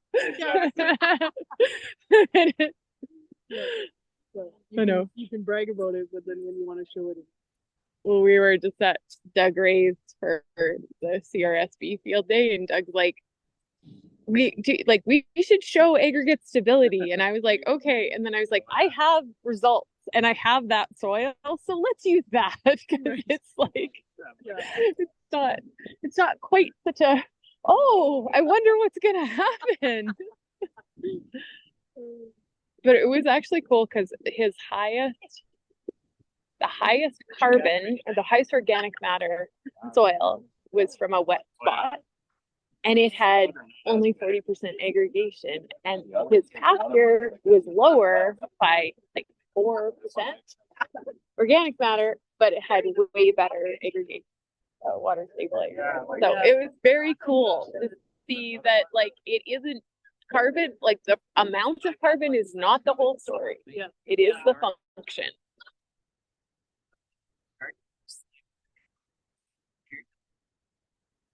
You have a refractometer, I'm sure, don't you? Yeah. Okay. I'm like, do you need me to go over and show you that? Yeah. Okay. I'm just like, just checking in. It's 11. It's 11. 11. 11. Wow. Yeah. It seems like once you get, if they're close, you get one of the types of plants above 10 or 11, it'll bring everything else up. That extinct species.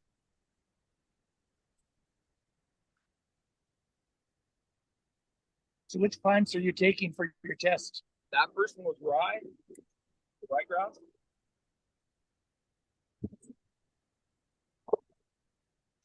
That annual or Italian? Oh, okay. What kind of ryegrass you got? Milk Quattro. Italian rye. Annual, I think. And it doesn't have the same, like, it doesn't have any allelopathic. No, it's grass. Yeah.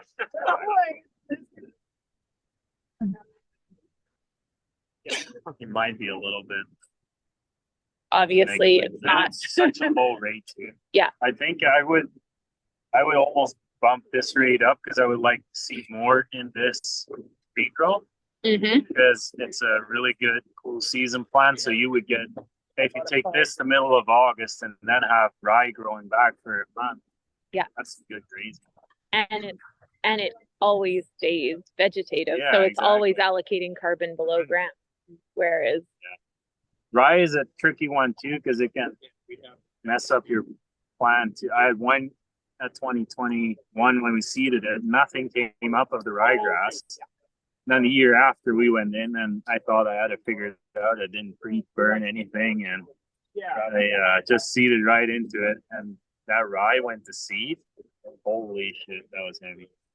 and that was Italian ryegrass that went to. So that seed just sat there, and it came back the next year, plus the stuff I seeded. So it was heavy. So that Italian rye was this high, and then you get all your other crops. So Talking Italian ryegrass, I'm talking rye. no, Italian ryegrass is less invasive, or not a grain crop. So what did you That's think this you stuff. combined with? I started here, so that was 19, keep the payoff. Yeah, this would have gotten that covered from 2020. So this would have had barley and the year after. So it's kind of a mix of hangover alfalfa and then just what goes down in the blend. Do you know, like the alfalfa that's in the blend, is it like hot lower winter hardiness? What's that? Like, do you find it carries over, continues to carry over year to year? Every imperial seed carries in their blend. Yeah. So, yeah. And you can pick and choose which ones you Right. want. Yeah. Yeah, 5. Oh, okay. But it would be nice to get a low wind. So it kills out. Well, so same thing with your Italian diagrams. Yeah, you find them in that community too. Yeah, for sure. It seems counterintuitive, doesn't it? Yeah, depends on your goals, right? Hey, Yeah. so when was this cut? This was cut about August 22nd. oh, okay, That's quite a month. right then. Nice. So and again, we took this really low compared to what we usually do. Yeah, it'd be like with the alfalfa too. If you had a lower, But what I like is you see like that fungal activity here. Like that's the goal with no-till. Is try to get as much fungal activity as possible. We're pretty successful. What do you mean by fungal activity? Yeah, like compared to the other, if you feel with your finger, this is a lot better aggregated than the other field. And this was sprayed on. This is where you sprayed that mix down. Once. She wants to sing. Very good.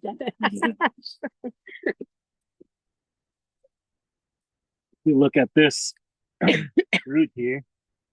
This one's a lot better established than the other one. Lots of hair roots on it too.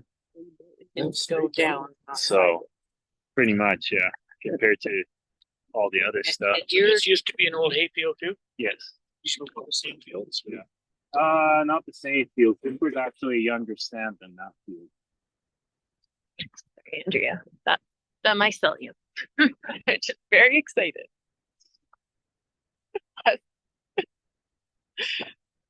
When we were at Doug Gray's, it's like sometimes I have my moments where I'm like, I don't know if I like my job anymore. And then we were driving to pasture and I stopped, I saw mushrooms and I dug and I found like a whole bunch of mycelium. I was like, and I was like, I think I like my job.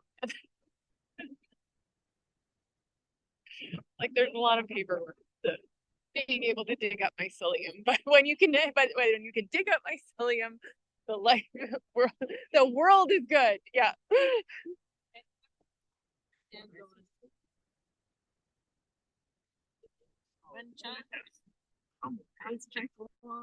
It's still a lump, but at least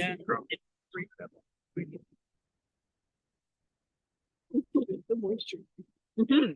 So Greg, with this kind of product, it's for like it would be good for gray wooded soils and Soils are with they just have got no life. It takes more to get them. Whereas better functioning soils like this take significantly less and they respond quicker. very quick. Yeah. this plantain. Lynn? Yeah. Yeah. Yeah. So that's I would suited say as well. See dandelions too? Oh yeah. Oh, yeah. They come no matter what. You get them for free. What's their nutrition like? Like feed value off of this? Dandelions. Oh, The actual dandelions are dandelion. probably one of the highest ones that are out there. I would say they're like 24 to 25% protein. Very high in calcium, They're very. It's similar to breast tea. but higher in calcium. But higher. Yes. This soil here, you can also tell that has way more life. It's way more functioning. On the top of the soil, you have trash, but underneath that, everything is broke down, has been digested. And over on the other place, the top 3/4 of it broke down. There was trash in there that's been there a long, long, long time. It hasn't broke down at all. This soil is functioning way, way better. Last thing we did, this field, I redid it 3 or 4 times because I couldn't believe how much feed we got off of it. I think it's because of the product that we did apply together with the cover crops and the management that we took on as no-till. And the moisture that year. Yeah, the moisture Timing. too. I stopped counting at 18 inches. Yeah. So, Yeah. but then still, if you get 8 ton on all the rest, this is 12.5, and it's the same mix. There's got to be a significant difference in the history of the field. And this field was always the worst performing out of all the fields that we farm, and now it's the best one. So Do you notice any difference in the bricks in this field? we can test. I'm just teeing you up, Greg. So normally I would leave a foot stone like you can see the last year stuff. But then this year, like I said, I took it all the way down to get it. And that comes, I think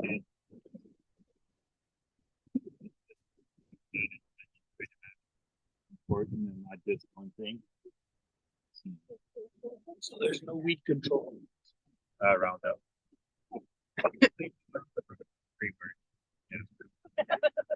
Not crop.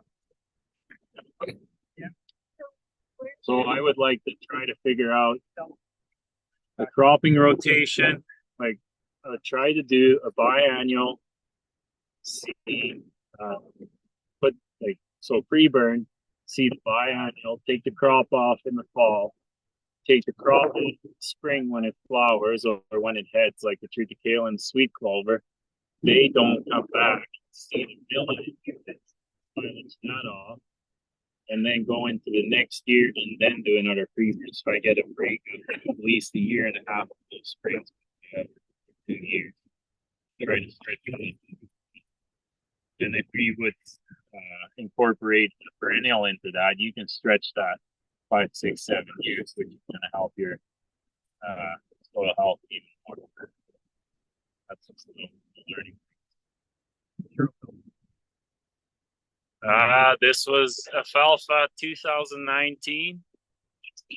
When we had the last crop off here, we took it out in the spring of 2020. So it was seeded 19.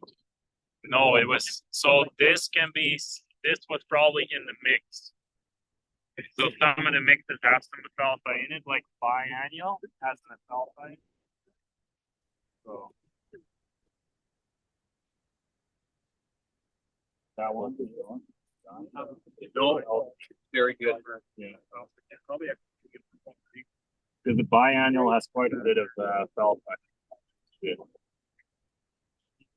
So I might try a biannual that has so much perennial into it that you can actually seed the biannual, take the triticale off in the spring again, leave it, and then go back into an annual after 4 years of that.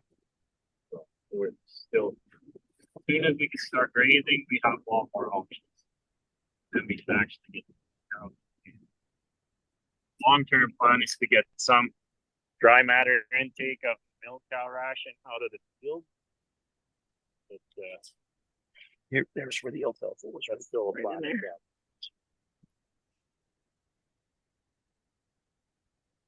Greg, do you run into it all like at a high brick that your intake pressure goes down? 100%. Yeah. Depending on the neighbor, depending on the area, that 12-ish is kind of, but we've seen as low as 8. 8, 5, 6, and there's timing involved. Yes, 100%.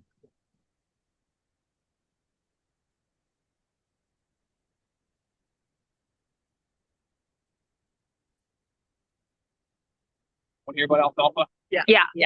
Alfalfa is the best plant.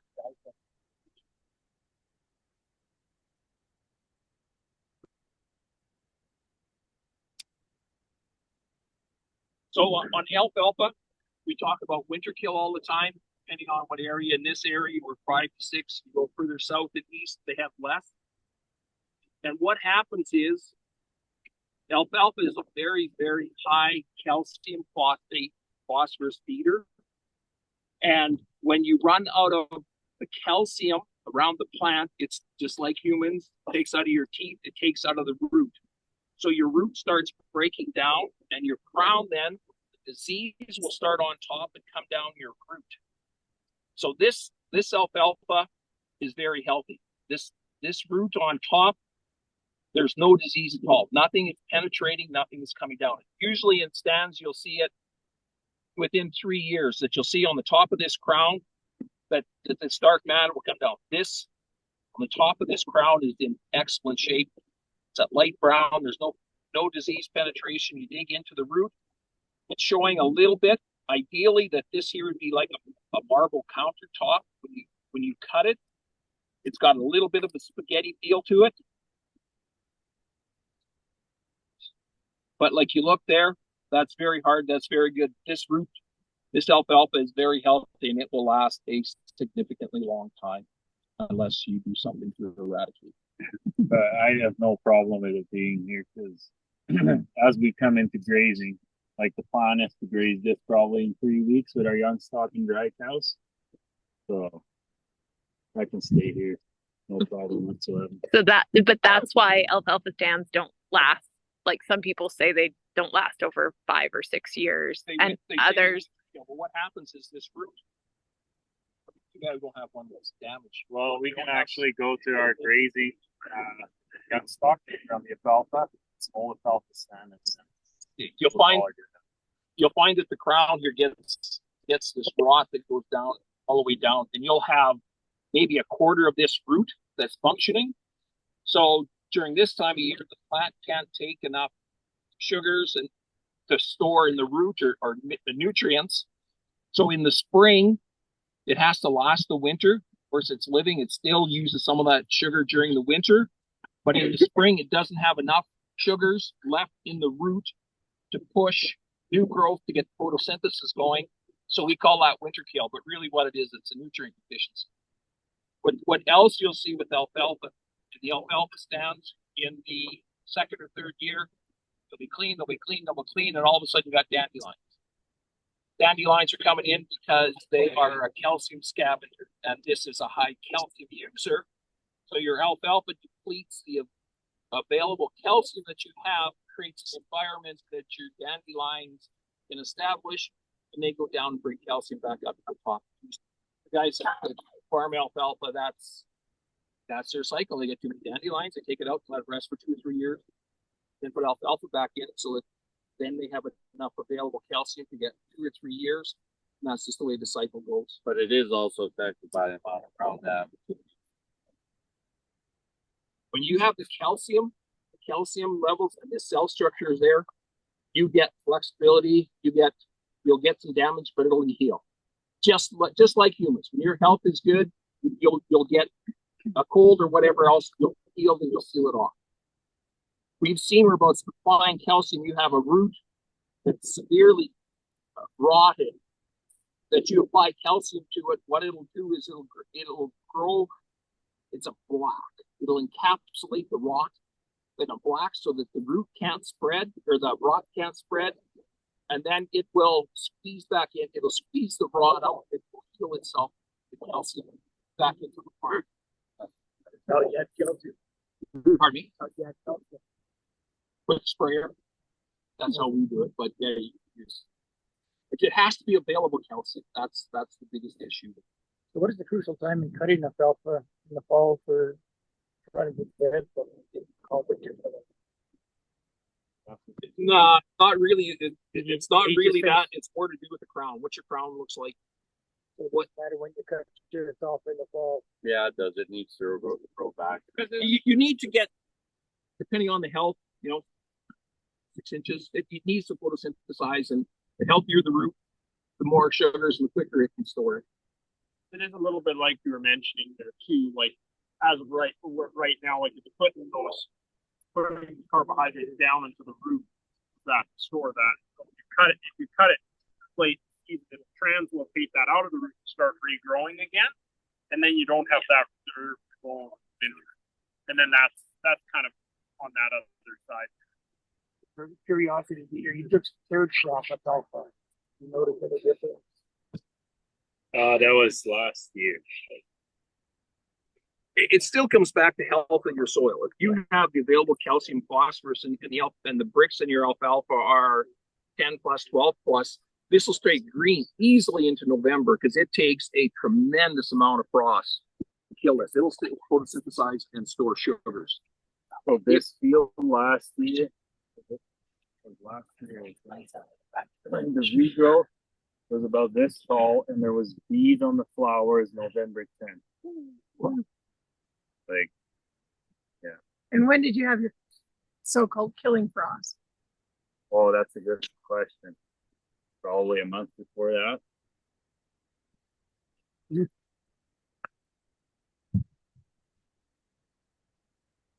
Even if when your grasses are good, 12, 14, they'll brown off in the fall. When you get frost, you get snow. If you have enough sugar in the root, even through 2 feet of snow, you'll still get photosynthesis. You'll get enough sunlight to go through 2 feet of snow that the leaves can absorb, and they'll turn green underneath your snow. But you gotta have a good environment. You got a really poor environment and low bricks, that won't happen. And I don't expect it to happen overnight. But No, the first year I started, I was like, okay, I got everything I need. And that's like, good. This is not doing what I want. This doesn't happen overnight. It takes 3 years before you see results. Yeah. A lot of people will tell you cover crops don't work, but that's people that did it for 1 year, and now we're very visual, like people. So if it doesn't look good after 1 year, we don't do it. We want a bug in a jug or quick solution to a problem, but this needs some patience. And if you have some patience, you'll get the results.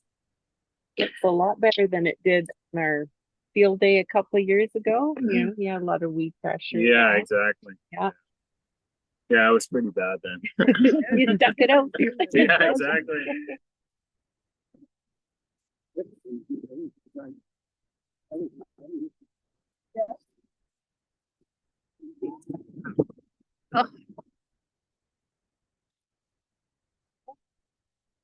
There's something very cool about seeing dairy cows on the landscape and also wrong all at the same point, because you're like, usually it's pictures that you're like, that's not cattle. But it's actually real this time.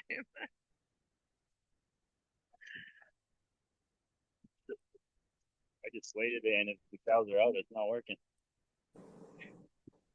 So do you supplement feed here as well? We're gonna be doing some barley grain just to get energy in them. Or the iron that did turn it back on yesterday.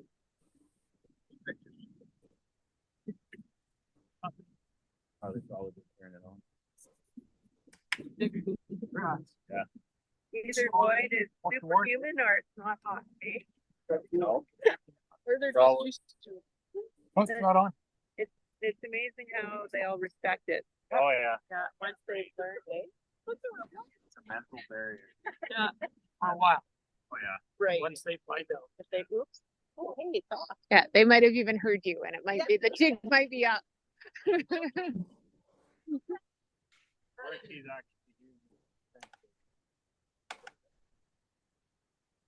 So you're telling us that we should go plug it back in and then see if we hear yell down at the other end. Yeah, exactly. So they get moved that way without the back fence right now. This is the first time we grade this alpha. So it's new to us. We've been doing this for a week now. So they're going to be on here how long? Well, they'll just keep moving because there's no back fence. So we started here and we're going towards the road. We come back here and they get about 30 paces a day. I move it. So I started with 20 though. I was like,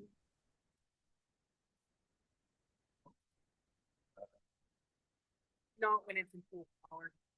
and it's been flowering for a long time. Yeah, yeah. If it's been flowering for at least a week and you've got 100% flowering, you don't have to worry about it. Well, that's a tip one to write down. Yeah. What about Because I was like, don't know, oh, I there's don't nothing want to worried graze because about I it. don't want to kill my Well, cows. that And cow's little full. Lynn's full like, flower no, you can alfalfa. graze it. no Yeah. mulch Okay, is not are a you problem sure? that early morning with heavy dew? Yeah. And what do you- Typically not. What are you doing with the field there? I think this fall I'm gonna try to put in a fall rye, and then take it off next year, and we'll see what the alfalfa looks like. And if the alfalfa is good, we'll take a cut of alfalfa off. If it's not, I'll spray it out. But, You don't think that's too short? oh, it probably is, yeah. But I don't care about it dying because it's the worst. It's the last alfalfa field that we have. We're probably gonna take it out. So I was either gonna spray it out this fall Or kill or it over grazing? kill it with grazing. Yeah, Might as well get the feed out of it. maybe it works. If this works, then I'll probably seed some more alfalfa and do this again. But, Adding fertilizer to it. yeah, exactly. It's all what your goal is. Yeah, It's not mismanagement. you It's get just very goal. flexible once you get into this.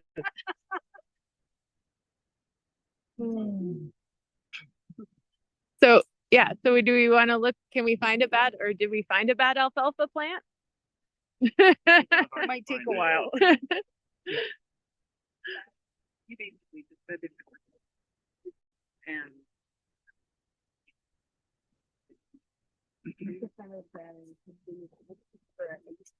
Peter, how many acres are you managing, did you say, in total?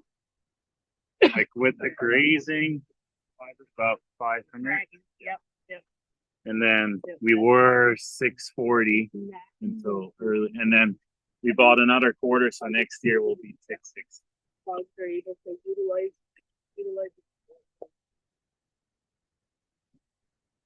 It's just starting. Not bad at all. It's starting to come down the ground. You can see that this is a whole lot more yellow than the other one. And then So it's breaking down a little bit, but this is still and in then another one that we rented. relatively good shape compared to we usually see. So you see it usually like all the way down? Yeah, once this goes, you can kind of see here that this is right along the side. There's a little different color. Mm-hmm. Not bad. No. I'll fill it for you. No. Sometimes it's deep down all the way down. Yeah, it's another couple of years. And we'll probably do.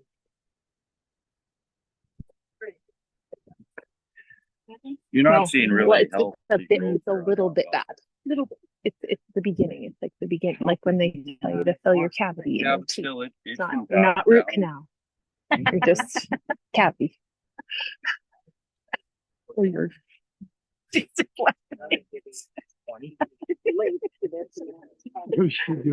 laughing at me. My discourse. Just like being here, Andrea. Just like being here. Kid that thinks in pictures.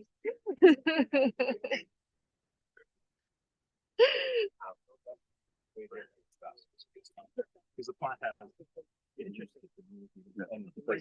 I could hardly read it. That is something to do That one. Maybe just a little bit. Oh, that's the start of it. Yeah, that's the start of it. Okay. Right. And under heat stress that you really see because everything yellows up here. It just got heat. If you're Mm. lower flowering and If it's moisture. Take Yeah. it over to Lynn. So that's the moisture is a rule of thumb for it. Yeah, like a less mature, Stevie. Yeah. So like this, it shouldn't matter if you get a rain. It won't matter because it's because that you're at full maturity level flower already. Yeah.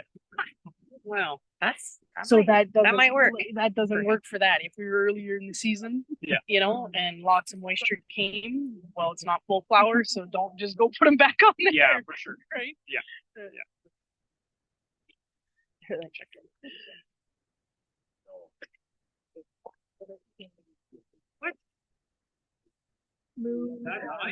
So this afternoon, we're just going to, sorry, there's a bunch of things. We're just gonna have a few more points of discussion in terms of what this looks like on your operate, like if you know, like how we really wanna talk about like is this really cool that Dieter's doing this, but there's no way that this is an imaginable thing to think about. And then I just wanted to talk really briefly about what, how many acres of silage we put up in the province, and kind of what that breakdown looks like. And then also what the potential for carbon sequestration could be if we did this on more acres. So, and that's big potential. So, hold on. Let me see if I can get rid of the stuff off the front of my. Do this. With that.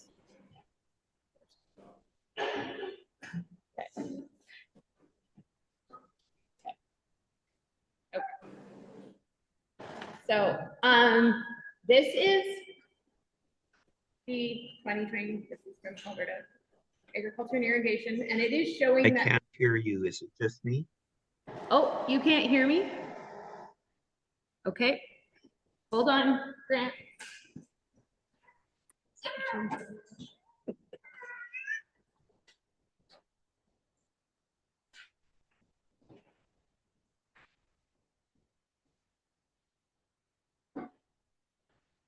Can you hear me now, Grant? Sorry, guys. We got one thumb up? Yep. Lady in the pink. Okay. Thumbs up. So it is Grant. Okay. Grant, yell out if you can't hear anything else. So, yeah, so, and I think it's, I know he got up really high, but it was, this was a, okay, it's not working. Sorry. So this was just some interest. These are old numbers on corn silage, but what this is, it was just some interesting, especially the tons per acre was the average of like that. I think that we're seeing pressure for more corn silage because it's putting up more tons. And so, and then, Dieter made the shift from corn silage into this multi-species cover crop. So it's just, I don't think these are great numbers because I know they're old. If anybody has better numbers, please feel free to yell them out at this moment. Do you have the numbers? That includes Okay. Dieter's pulling up numbers. $695 cost per corn acre. $6.95 for corn per acre. Yeah, and 15 tons a acre, it's $46.3 per ton.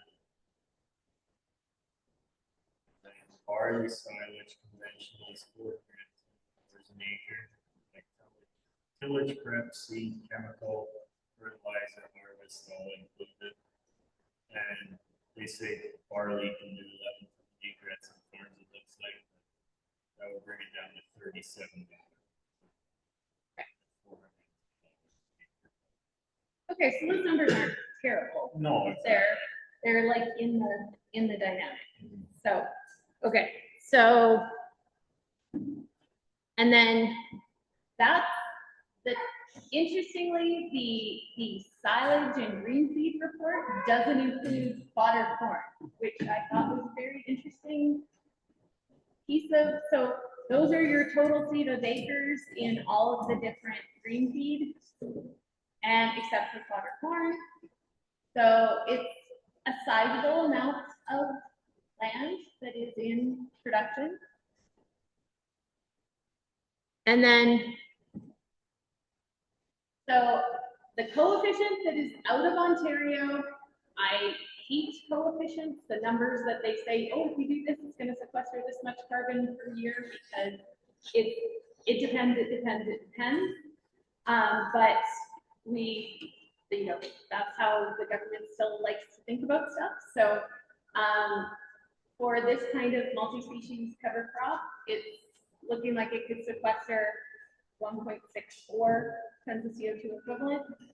A conventional no-till average is 0.11 tons per acre per year.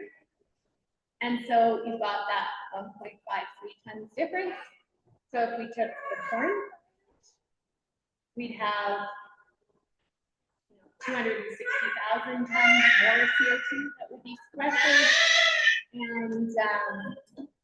And the other side, like if we were to take all that land, it would be 20 million tons of CO2 that would be in the soil instead of in the air.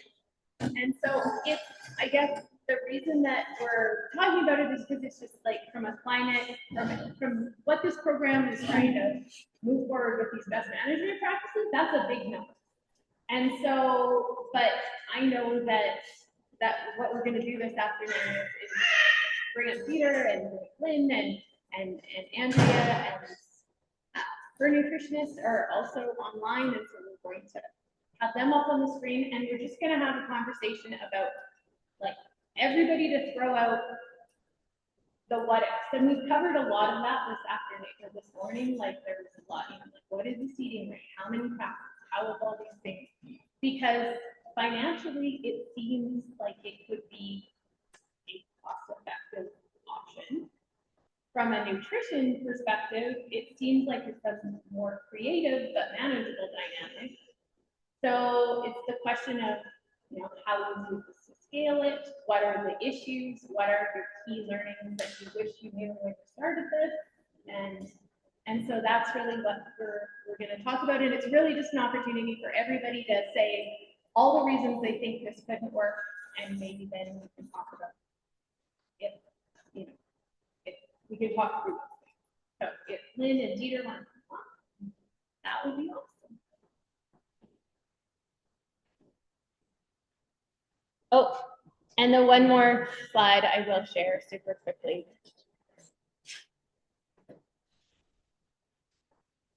So this letter was is having a nap in his truck right now, but some of you met him earlier today.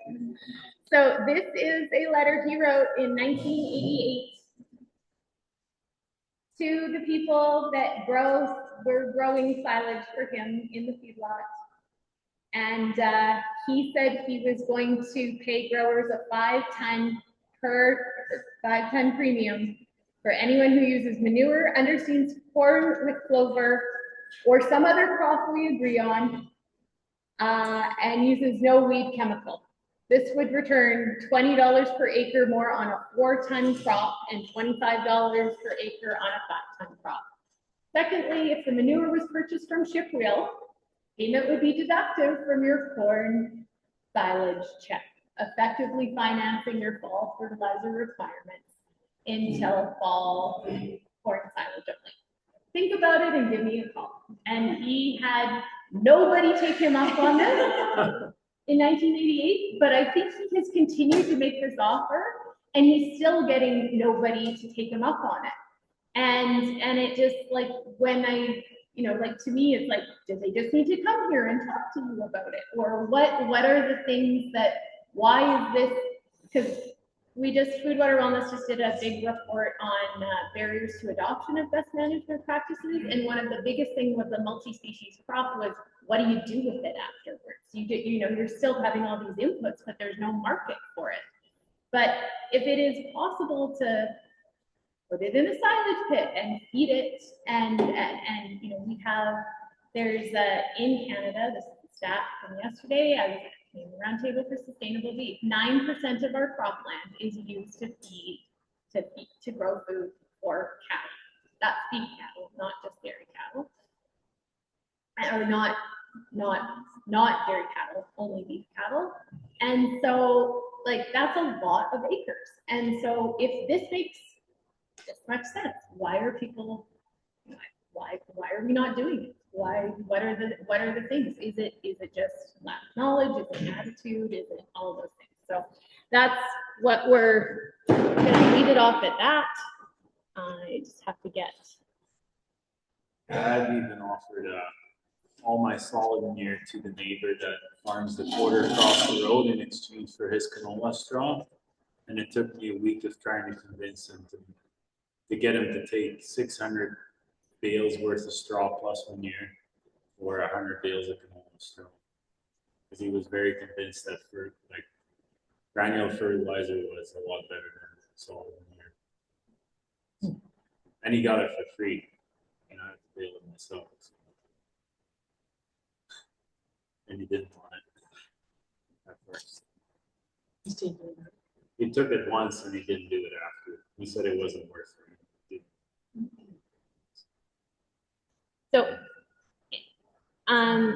obviously everybody knows Dieter, and I think just about everybody's probably met Lynn, but this is Lynn. Maybe Lynn, just tell everybody a bit of your background. I'm a nutritionist, so I'm a ruminant nutritionist. So I work with dairy and beef farms. I've been doing this for almost 20 years now. I started out working for a couple different feed companies, but I've been doing it on my own now for over 12 years.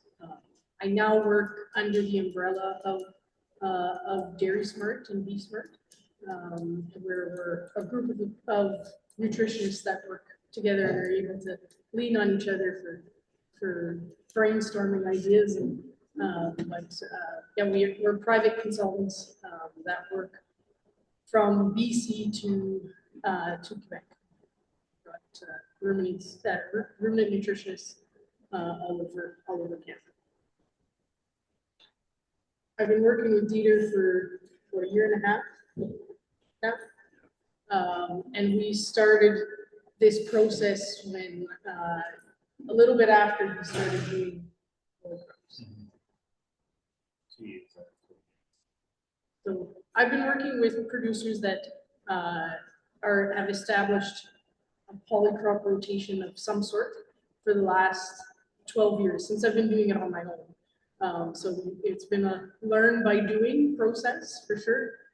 12 years ago, there was a lot less information on this and available, but we've learned going forward, and it's been very successful. I have clients talking about manure. I have clients that actually sell 100% of their manure off the farm because they don't have to use it. It's not every year. It does depend kind of what the soil samples tell them, but for the most part, it's another revenue stream on their farm. Working out of where? I live just north of here, 20 miles north of here. I cover Alberta and northern BC and a bit of Saskatchewan too. Yep, but we've got nutritionists in every province. Awesome. Andrea, do you want to introduce yourself?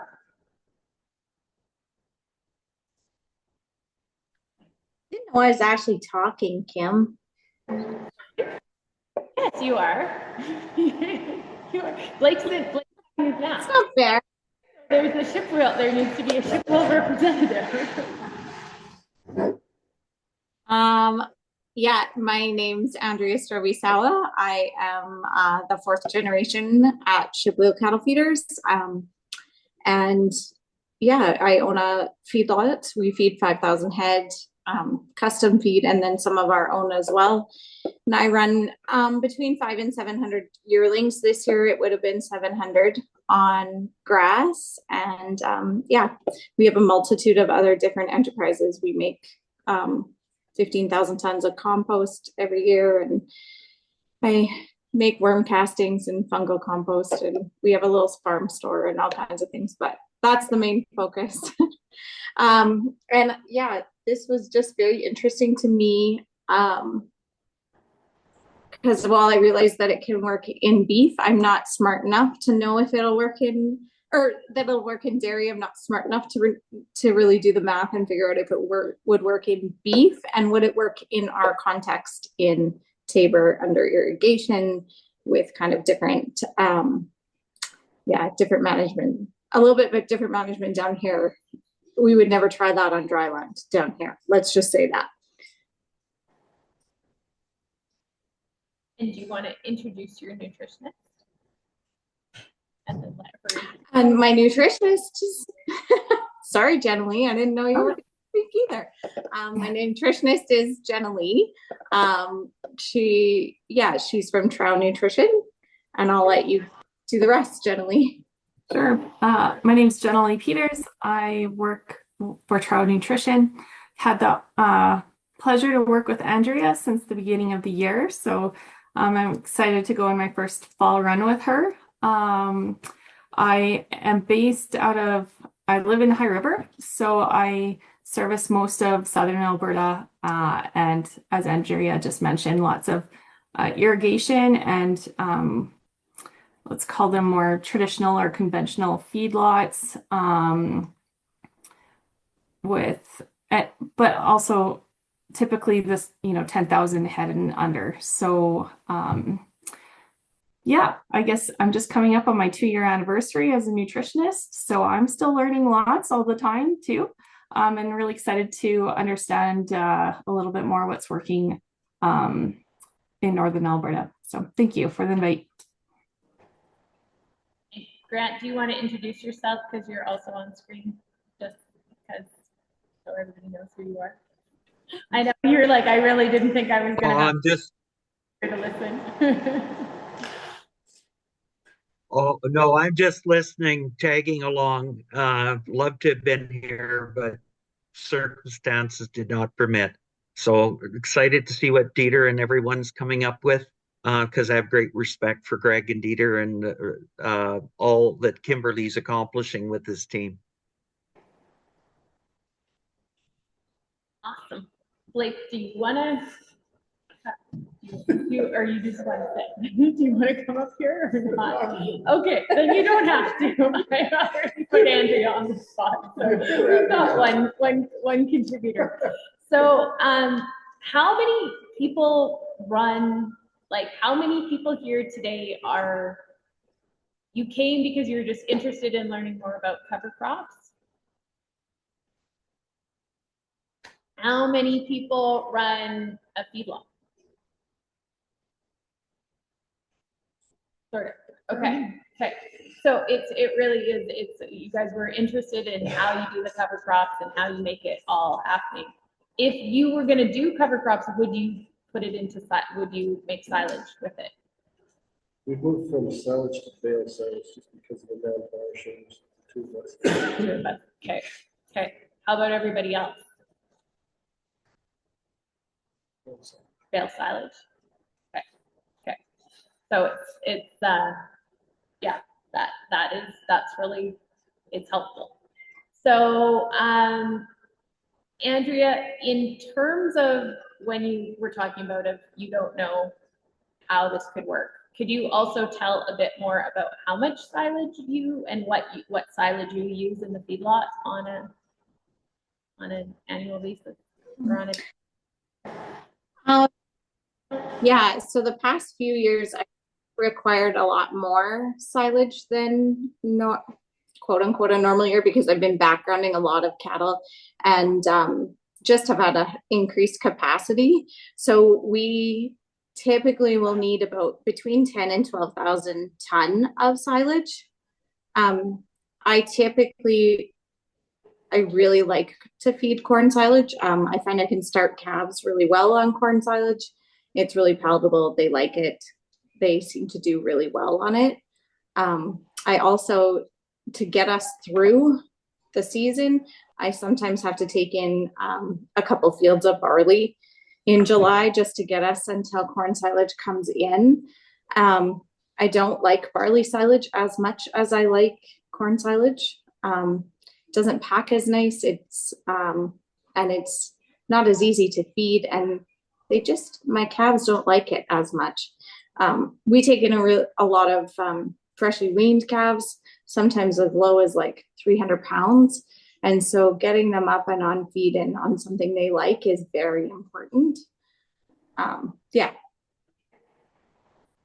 So Lynn, do you know of any that have made this kind of transition?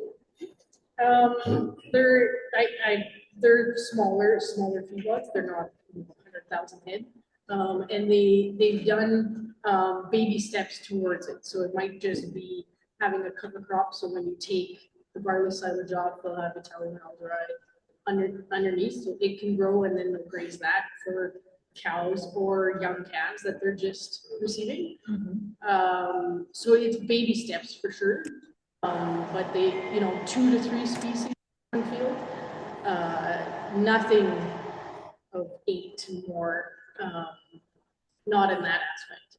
No, but there is, there's also seeding vetch throughout a corn silage field, or utilizing that corn to graze standing corn, and having the protein from the vetch throughout, so the spacing is a little bit wider, and then actually having to dilute that feed down because it's too good for the cows or calves that are on it. So the adoption is slow for sure if you're mostly feedlot. When they're having, when they have their own calves, own replacement heifers, own cow calf herd, I find adoptions is a lot quicker.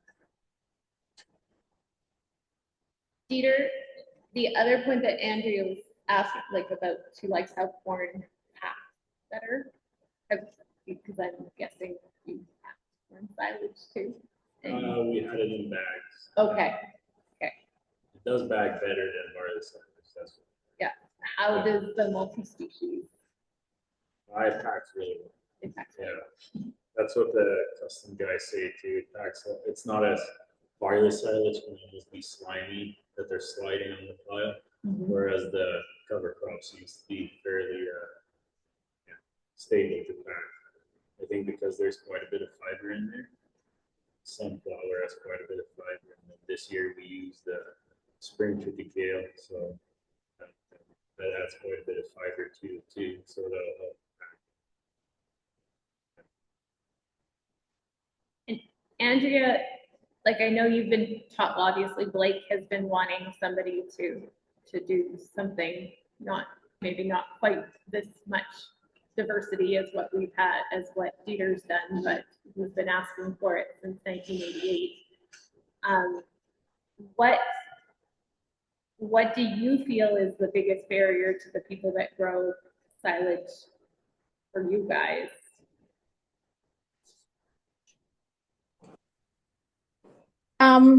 Well, it's kind of I think it's kind of two things.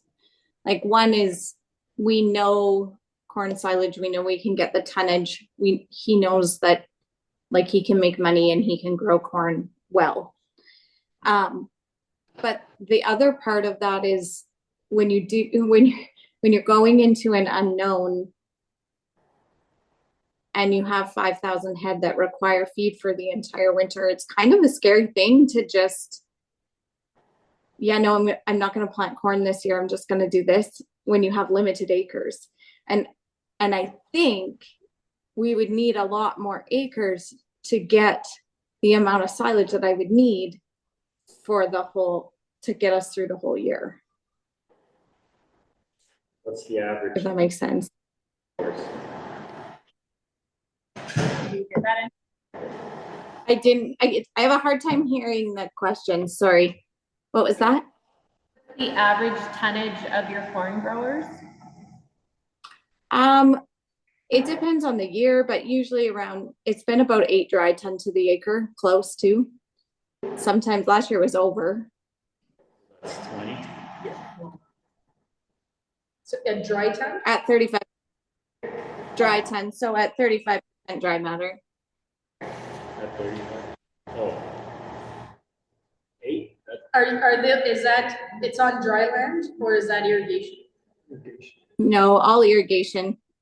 In our area, we would never even consider doing this on dry land with any amount of confidence that we would develop a crop. Like we would have to be under irrigation. So that's 8 British tons on dry land. No, on irrigated, Grant. irrigated, 8 but dry. 8 dry matter tons. Yeah, at 35% dry matter.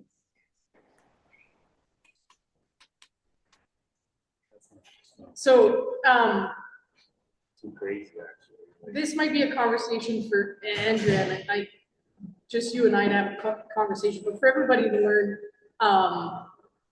So I have a client near Brooks that grows polycrops on irrigation, and they will consistently get between 8 and 15 tons at 35% matter. And that'll vary from a 5-way blend to like 16 different varieties. They've never had more than 8 tons an acre for silage. And it's always at least 6 or 7 different varieties, from cereals to like there'd be 2 or 3 types of cereals, 2 or 3 legumes, and a 4th. And on your and that's pardon? 8 to 15 wet. 8 to 15 out of 35% dry matter. 8 to 15 dry matter ton. Correct. That seems kind of highly unpredictable at that kind of rate. You take a corn crop of 20 acres. 15 dry matter tons. I can't believe that. Something is wrong in this answer. 35% dry matter. Still impossible. Yeah. So we're doing it. We're actively doing it, and it's it is doable. So consistently we get 8 tons an acre, and that there is variation in the blend every year. We do try different things and change it a little bit, but yeah, it's very much doable, and on irrigated land.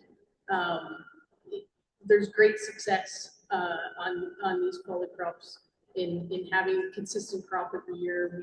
And that's 8 to 15 tons at 35% dry matter.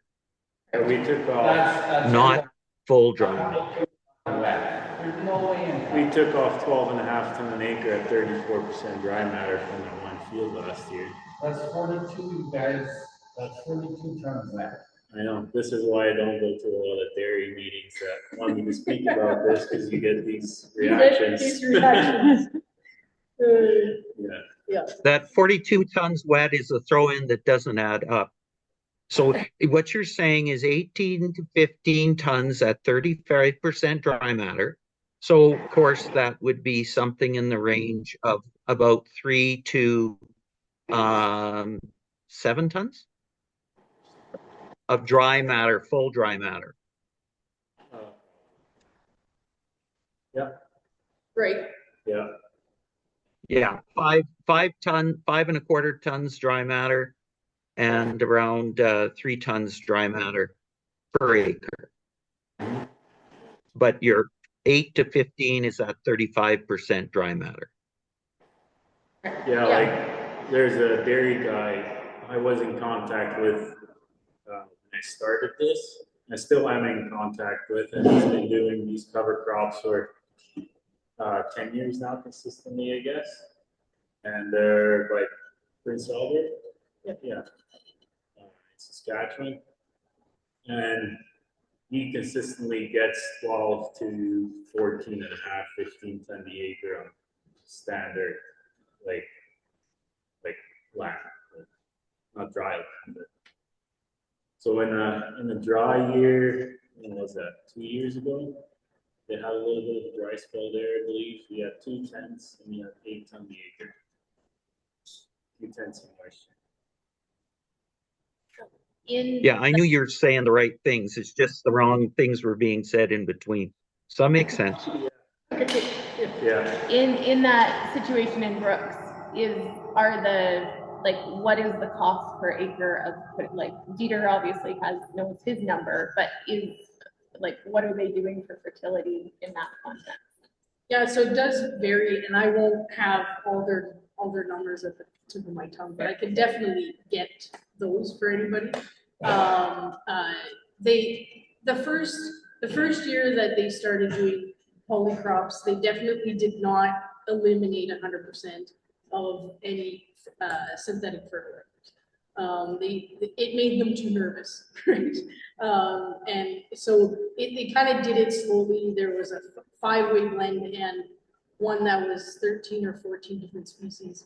And they still put on anywhere from 30 to 50 pounds of N on these seeded acres. And they started with small amount of acres, right? You know, only 30 acres or 50 acres to kind of just get a feel for it. And what does it work? How does it work in our scenario on our land? And then they just grew from there, where now this year we grew 4 or 5 circles in this farm. So everything's on irrigation. So it's based on circles, not on fields, but so it definitely just for them to adopt and to slowly get into it, to figure it out on their own land and how do they manage, and because they, no matter what, they've got animals to feed, right? So so they did what they did traditionally and added this in. So for you know, for cost per acre, I have to just go back to them, and I can definitely share that, because it did vary quite a bit depending on the blend that they used. And you can decrease cost in that startup by just going with less species, and not.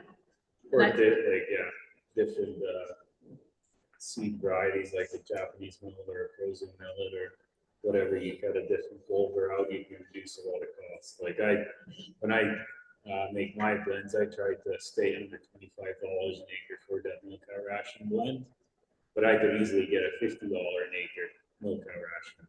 Like, depends how crazy you want to go. Yeah. There's lots of variability. Stay within the How much was that, Dieter, again, please? 25 or 50, like depending on which. Like a biannual would be more expensive because there's quite a bit of sweet clover in there, which is a very expensive seed. I use quite a bit of sunflower as well, which is an expensive seed. So depending on how heavy or how low you put those rates, I can determine, like, that makes a big change to your cost in your seed. So, Andrea, I know you talked about in conversations we've had where you don't have 2 separate silage piles if you've got barley silage, or but like you put them all in one pit, correct? Correct? And you just, and yeah. Sorry, go ahead. Sorry. Yeah, so yeah, okay, so my dad's texting me telling me I look grumpy, and it's because I'm really trying to concentrate and hear you guys all talk, so I'm not grumpy. Try different audio, Andrea. Because the audio is not, the audio is working really, like, we can hear you really well, but if you want me to change it so that you don't hear us through the speaker, you hear us through the computer, we could do that. So just, if you give me 2 seconds, make that change. I can do it if you can stand that I'm like concentrating. I told him I feel like him with his hearing aids. I'll just, do you want me to comment? Yes, please comment. Okay, so my dad always taught me to talk in dry, and so I don't even know how to talk in wet. I had to actually like convert it to know what I was talking about in wet. So like corn silage, wet metric ton, we're talking my 24 or 25 wet metric ton to the acre, right? And so that's around 8 dry metric ton at 35%. So like logistically wise, for us to bag that, it just doesn't work. Like it doesn't work to do that on a large scale. And what was your other question that we need to, I think we need to talk a little bit about the energy per ton as well. So the energy of corn silage per ton, because that's the important part for us. And I don't know anything about dairy, so forgive me for that. But I think that something that's important to you guys is TDF, I think. But for us, yeah, just the energy per ton of corn silage versus the energy per ton in the polycot mixture would be really neat to look at. And then yeah, just small acreages versus big, and also how to scale it so that you can have 10,000 ton effectively in a pit would be, and I'm also wondering about that. 10,000 dry. So I have like more questions than answers. That's what supposed to be, yeah, this is supposed to be a conversation, because that was that reason I was asking you about the fact that you have two different things in your silage pit was like, could it logistically possible that you could have like the multi-species cover crop chunk of the pit too? Like if you can't get enough to fill the whole pit, because that is many other people that have to think of option, and you don't really have control over that, because you can't unless you pay more, but that's still not necessarily, even like Peter, you said, it's like it's not an easy, getting people to grow this for silage is not an easy thing. The reason you're able to do it is because you have control over, you're growing your own silage. Yeah. So, but I think there's more and more grain farmers too that are looking at soil health and that want to grow the field to cover crop. There's more people that you see in Kijiji, all of a sudden you see like 150 acres of cover crop silage for sale. And they just do it for soil health because they know if they do that 1 year, they can grow cash crops for the next 5-6 years with less disease pressure. It is coming, but it's slow, right? Yeah. We do have to be careful, because we do know the brassicas have got opportunities for clubroot and other things in the canola regions. Of course, it is something one has to keep in the back of their minds. Yeah, clubroot specifically, I'm not sure about, but we've successfully eradicated different types of fungus on certain pieces of land where it was a very big problem. Where we have no leaf disease, and there's no spraying of any fungicide, whereas 3 or 4 years before that, when we were growing monocrops, it was definitely something they were spraying, because or else you had very little crop, especially if you're growing it for silage. So all of a sudden implementing a polycrop type system, we've completely eradicated having to use any type of fungicide or even insecticide. It's good point, and I think that biodiversity you're bringing forward is a very good point to that answer. And you're right, systems do help correct monocultures. So I appreciate that.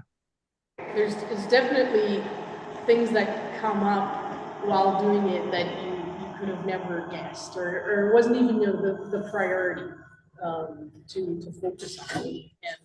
And having crops yield just as good as a monocrop yield or better was nice. It does not happen the first year, oftentimes, but that's why I say, perhaps a small amount of acres to start with, and slowly figure it out for your own peace of mind, piece of land. It is really important, because that first year you do have to figure things out. Like Dieter was mentioning, even just seeding rate and the, you know, the drill not being set right, and that seed not taking off like it should. Having that right down pressure on, you know, on the packing, is really important. And so figuring all that stuff out, I think, definitely helps adoption. You know, doing it 1 year, and abolishing it is, you know, you're not learning, exactly how to change how you see things. Sorry, David, you had a question? Well, I just wanted to say you're on the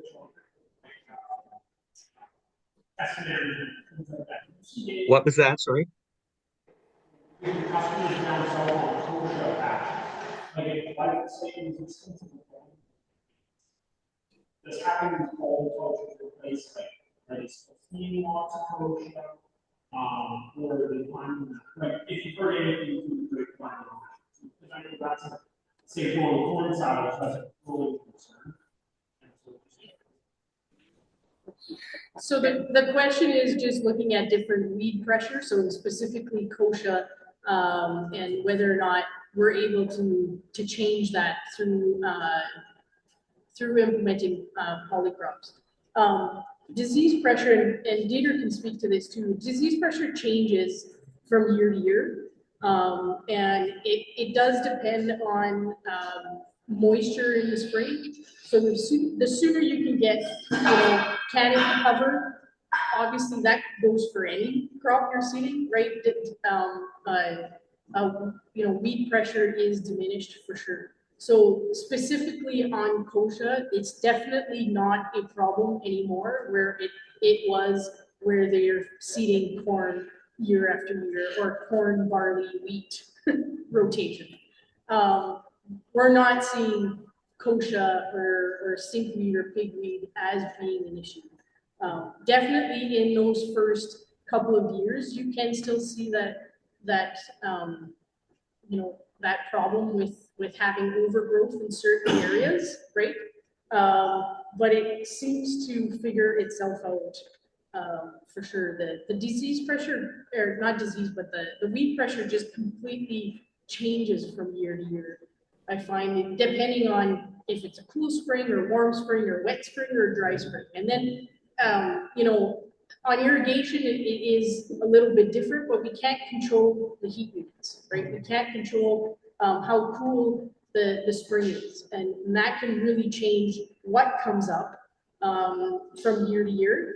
You could have the exact same blend seeded, but we're seeing, you know, different growth just because of the heat in the spring. So that it does change things, and things you fought with beforehand, kind of you forget about them. It's just a different breed after that. Yeah, we've definitely gone through that weed succession. I agree, but I disagree. And what about the drier areas with your dairy? You don't get out into them as much. And the kochia, I'm agreeing with what you're saying, but it's bigger than that, as we all know. The answer is always in forages, it depends. And the drier areas where Andrea voiced concern on dry land, and the kochia and the pressure and the cover crops, is that a background you have in the dairy industry to talk about? Well, I think, like you said, it all depends. Like if you can get a cover crop established successfully on dry land every year, you're going to eradicate the kochia fairly quickly. But like you said, it's dry land, so you're not going to get a cover crop established every year probably. So it's going to take time. So I would say try to put some compost extract down, some sugars in that ground to get biology going again. Because kochia is just another succession plant, which is going to leave as soon as you fix your soil again.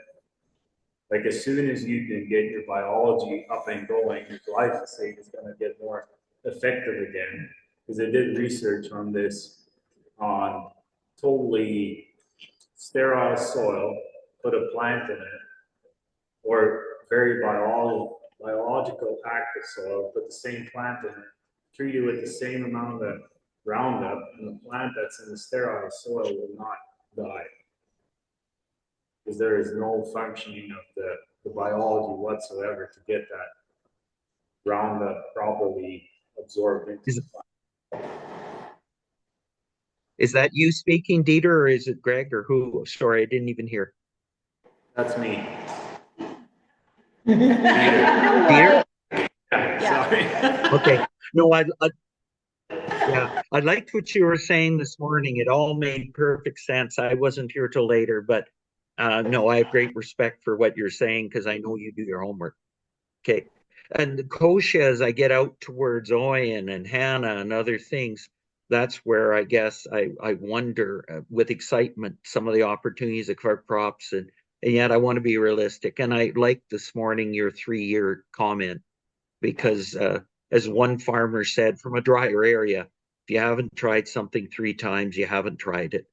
In our environments that were mentioned so well by Finn, I think that we really do have different years all the time unfolding, and we have to make sure that we understand why things are happening better. And that's what this Living Labs is all about. Yeah, there's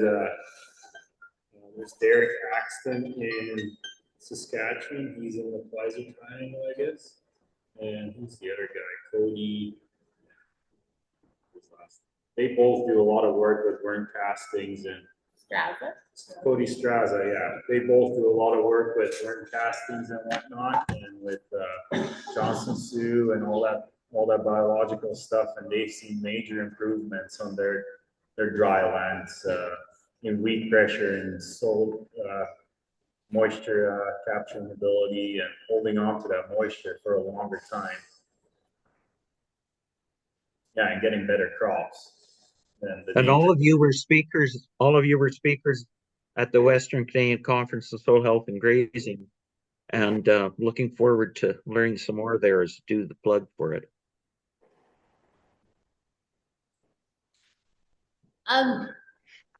Palatability. Andrea brought up palatability and corn, that the calves like it better. How does the multi-species cover crop? If you give a bag of candy to a kid, it'll eat it, right? Yeah. Not that it's good for it, but it'll eat it. That would be my comparison. So, yeah. From my opinion. From your opinion, yeah. So it doesn't, but you haven't had any issues with like. No, like it's hard to get them. Like, I think if I would start feeding corn silage, I would have a hard time having the cows eat it at the first couple of weeks. Because it's like once you get used to eating a good, healthy, like once you've had really good lettuce out of the garden, you don't really like the store-bought lettuce the same way. Like it is, once you get used to eating a healthy diet, you want to do that. Okay. Yeah, calves, I haven't seen calves, there's no palatability issues that I've seen at all. From calves to beef calves to dairy cows. And right now too, I'm comparing our cover crop to perfectly managed irrigated corn, which is probably a lot better than our corn on the ground that we grow. So I always think if I could make a basin big enough to irrigate everything, I could grow one hell of a crop, but I don't have irrigation, so.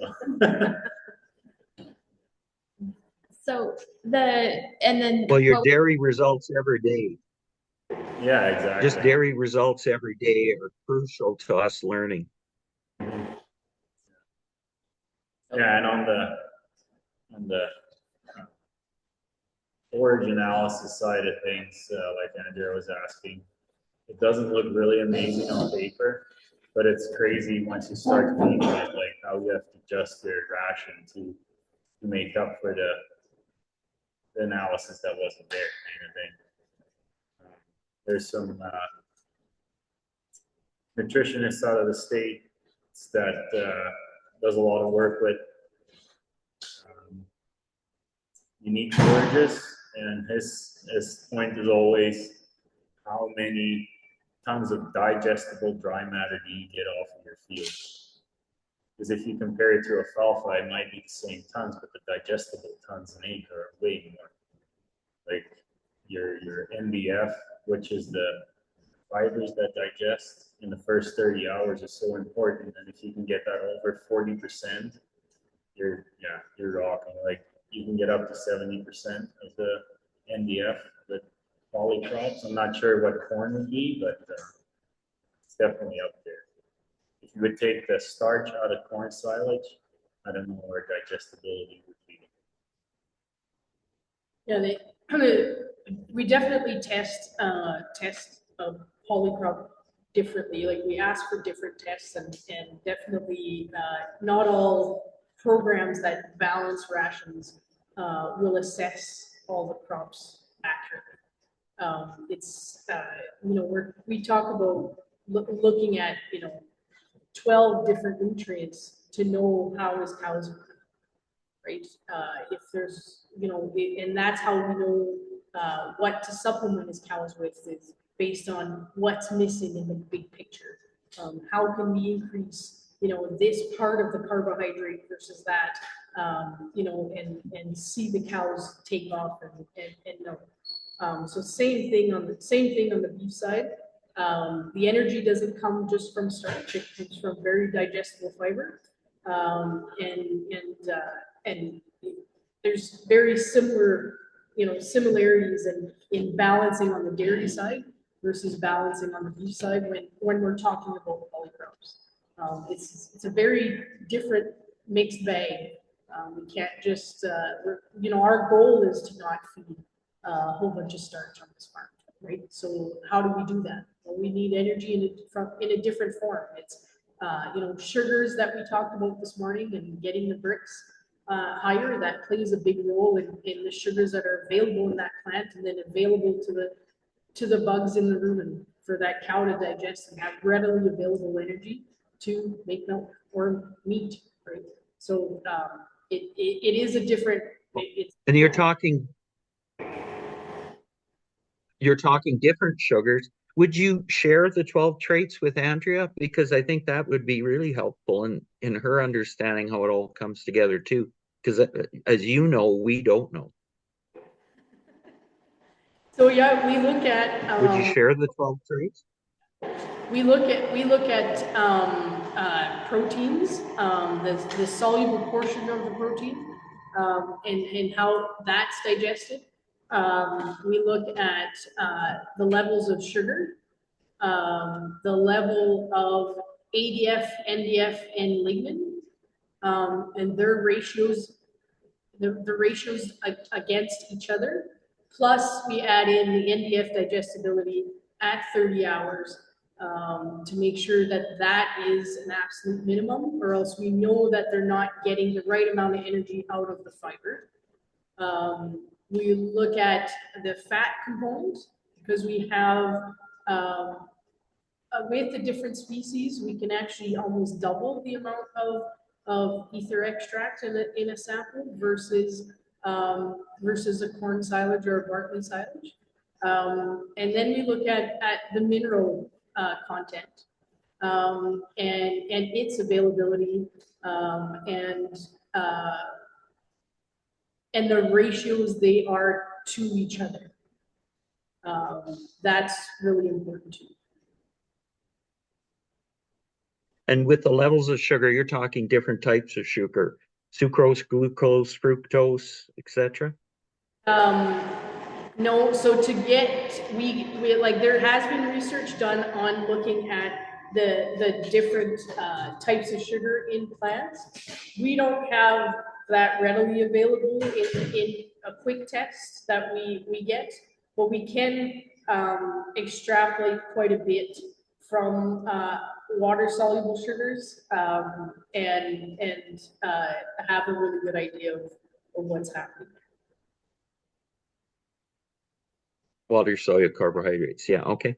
No, all good points to understanding more, because I believe you, and I think that it's just understanding though why a little more. Sure. In terms of, like, Lynn, you mentioned that, it's hard for people to, like, to go to a silage pit the size that Andrea needs. That's probably not going to happen. And if you're going to get people to try a field or a pivot at a time, how do you, how would you do it would you have a separate silage pit? Could it be part of a bigger silage pit that was mostly corn and barley, or had corn or and barley areas? And then, like, how do you ensile, first of all? And then secondly, how do you manage the shift in the ration? In that, if you can all put it together, how do you do that? How do you do that? You had a lot of questions in that. That is a lot of questions. I could start back at it. So if you're gonna start small and you're not gonna have a whole bunch, can you put it all together or not? Number one. You can definitely put a polycrop blend against corn silage or against barley silage.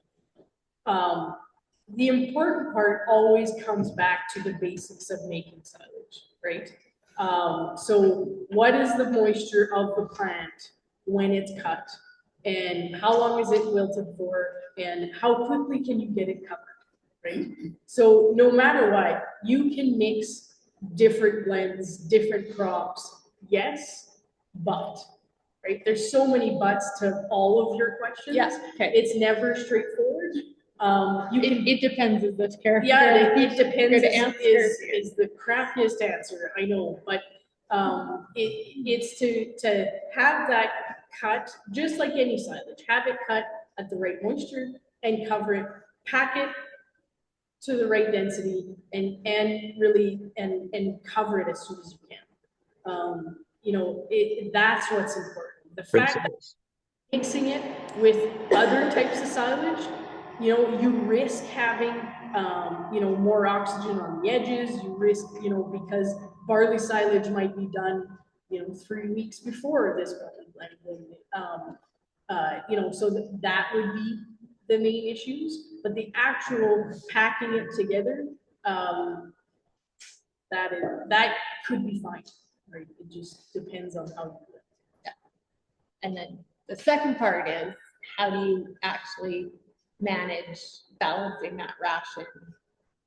Yeah, you can't manage what you don't measure. So you for sure have to measure everything. You for sure have to test it once it's been ensiled, because we can't know the digestibility of anything until it's ensiled, right? Until the fermentation process has occurred. So it would be to test it once it's ensiled and to see how different it is, that part could get a little bit tricky in that transition from pure corn silage to then a poly blend. Definitely, because protein alone will be drastically different. Not that it's not doable, but in transitioning any cattle from one to another, it's absolutely wonderful to be able to put a little bit of something and a little bit of another to transition them. That helps transition the bugs in the rumen. And so instead of going full on corn silage and then full on poly, it would be to do some of both in that transition period, no matter which way you're going. Aren't you missing the point? The question is, can you throw one on top of the other? Yeah. My experience would be when you mix silage, mix variety within a silage, how do you keep that consistent on a daily basis? So when you take a 15 or 20 foot hit and you're pulling down, you're not consistent. Right. Unless you put different crops on different pits, the only way you can maintain consistent. So definitely in an ideal situation, I would say exactly that. Keep everything separate. But in Andrea's case, it sounds like she's not able to do that.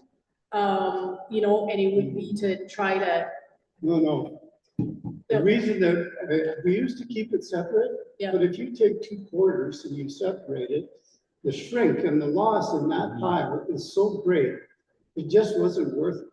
So we piled them, but actually when we ended up this year, we had the corn on top of the barley silage. Right.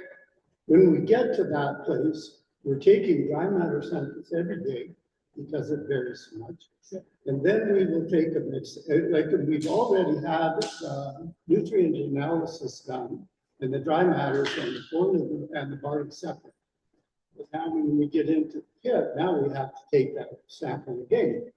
And that's how we keep it consistent. But the loss in keeping two separate piles, it's just not worth it, I can tell you, it's just not worth it. I'd say, Yeah, well, I'm talking a half section that we buy from one of the growers, and it's just not worth it to keep it separate because the loss is so great. And the other thing that we do. So you'd almost have to bag that, you'd bag it in a separate bag so that it could be smaller and used more effectively. Would that be what you'd do, Blake? No, Grant, you don't want If to you're going to try something like that? Oh, I think it's the worst nightmare you could ever think of, so don't get me started down that gopher hole. But, because we don't even, on our big pile, we don't even put plastic over top of it. When we can consider our shrink, which usually runs around between 4% and 6%, it does not cover for the loss of all the tires and the labor and the plastic that you put on. It's not good. Yeah, if you got a half section silage, you could cover it. It makes a loss. It doesn't work for us. And I see everybody else doing it. Corban Ray was the only other one when he was still alive, bringing up a big pile, did not use plastic. He and I are doing. I think surface is actually the same. you tried it, I've heard of guys. The one thing I was going to ask Dieter is wilting, because you've got such varied moisture contents, and it was said earlier by Finn, I don't know if the name was Finn, I couldn't hear your name properly, but the fact that every year is going to be different, the spring cool, wet, dry, summer, disease, such. How does Dieter come up with properly wilted silage when he's got a biodiverse mix there in order to know he's gone around 65% moisture and 35% dry matter? Yeah, so that's been our challenge since we started with the cover crop silage, I'd say. And not just cover crop silage, I'd say all the barley silage that we put up before I was here. We used to have we have a custom guy, and he had just a standard swather header. And he would cut down about 10, 15 acres an hour, but he chops down 30 or 35 acres an hour. So he's chopping faster than he can lay it down. So some stuff is down 24 hours, some stuff is down 48 hours. So that was a challenge last year, keeping the dry matter consistent. But then this year he switched to a triple mower on his tractor, so he can knock down 30 to 35 acres an hour, even 40. So he can stay ahead of his chopper. And this year we managed to keep our dry matter consistent over all our silages, in between 34 and 36% dry matter. So that was a big win for this year. So I let him come out at 9 in the morning and just let him mow everything down for 2 days pretty much. They mow from 9 until 5 or 6 in the evening, and then they start again at 9 in the morning the next day. And they start silaging either the first day in the evening or the second day in the morning. And doesn't seem to make too much of a difference in dry matter there. But I never like to keep it laying down for more than 24 hours. Because I don't think you're going to get a whole lot of wilting anymore after 24 hours. And we tested, I always let my And with the triple mower, you're laying three. Sorry, go ahead, Dieter. I always let my custom guy open up his crimper rollers, because you don't want to crimp your crop because you'll get oxidization on the different parts of the plant, which is nutrient loss. So while your crop is laying down, you want to have a full plant, like you cut a flower on the bottom, and it wilts from the bottom up. So while that plant is laying down, it's turning water into sugar still. So you will increase your sugar content while it's wilting. And then that's why you don't want to have it laying more than 24 hours, because otherwise you're going to lose those sugars that you just made.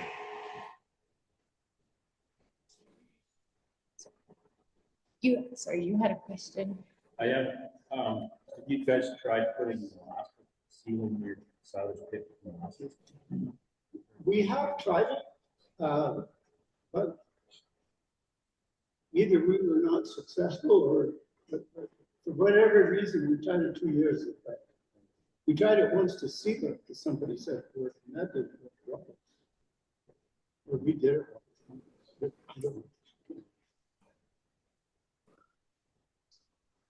But I'd say if you guys want to try a cover crop silage, if I was in your guys' shoes, what I would do is try to find a crop farmer, grain farmer on irrigated land that's really into soil health or is willing to give it a try and be like, we'll pay for the seed and we'll pay for the silaging, and if you give us a cover crop, you don't decrease the acres you have available for your corn silage and your other buyers. And at the same time, your other neighbor that's a grain farmer gets a soil health benefit on the other end of it, which you can see the winter grain into it after when you guys silage. I heard a rumor that Harold Perry might have some multi-species silage for sale. And that's the issue right now. There's a lot of farmers here and there across Alberta that are doing this, grain farmers. But there was one guy north of Barhead that was wanting to sell it to me and then, or through another guy. And it's like, well, it's really nice. And even if he gives the silage itself at no cost, just the cutting and the wrapping and the transport would be more than buying silage next door. So that was kind of where it fell apart. Mm-hmm. Yeah. What's your average build time on cover crops versus standard corn? What corn you direct cut versus my experience with being takes a long time to build down cover crop. Yeah, so yes, I think if you crimp it, definitely. This is going to sound backwards, but if you crimp it, it's going to take a lot longer than if you don't crimp it. I did this test with alfalfa silage, not alfalfa dry hay, but alfalfa silage took longer to decrease in dry matter in the first 24 hours than uncrimped alfalfa. So, same thing. On that side, you treat it more like a legume silage than you do a cereal silage because of all the different species. The longer you let it wilt, the lower the sugars will be, and the lower the energy available in that. So in an even more ideal situation, you would lay it as wide as you can and rake it right in front of the chopper, but it's got to be logistically possible too. You can do it, but it all adds cost at the end.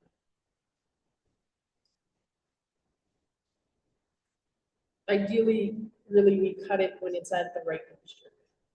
Right? You're not waiting, you're not depending on the wilt to decrease the moisture. You know, it will by 2 or 3, maybe 5%, depending on the weather. But ideally, you cut it at the right moisture. So we're cutting it at 67. Yeah, and on the beef side, you have the opportunity to go a little bit later in your cereals, where on the dairy side, we don't even want to have any hard dough or very little maturity on the cereals. Yeah, like we're milky dough stage for almost any silage, even once we try to get that stage.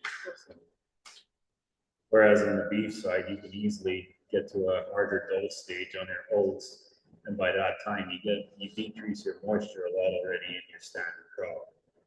So and in that situation, I would almost mow in silage 2 hours after.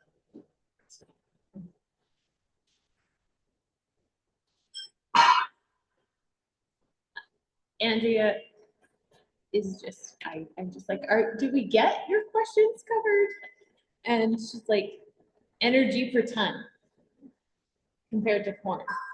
Yeah, I can't.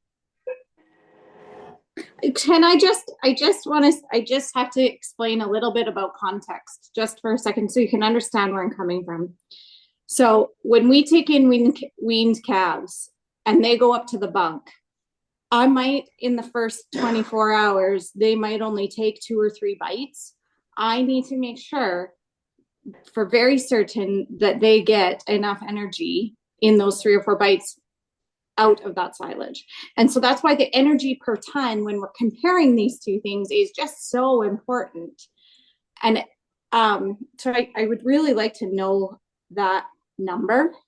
And then I'm also just curious about NDF digestibility and what that number is, if you know it. The NDF digestibility will range between 40 and 60%.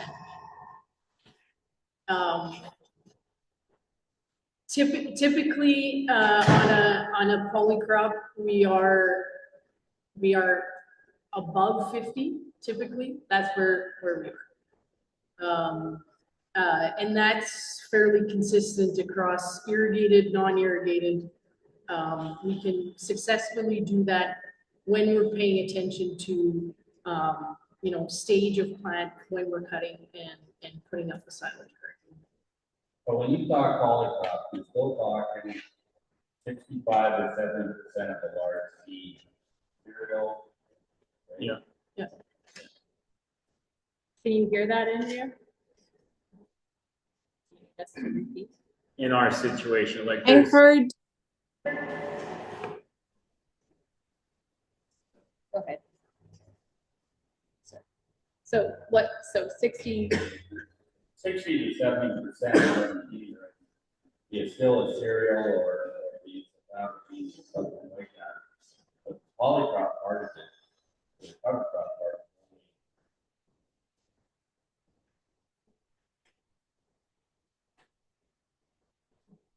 The energy in that must be lower than silage.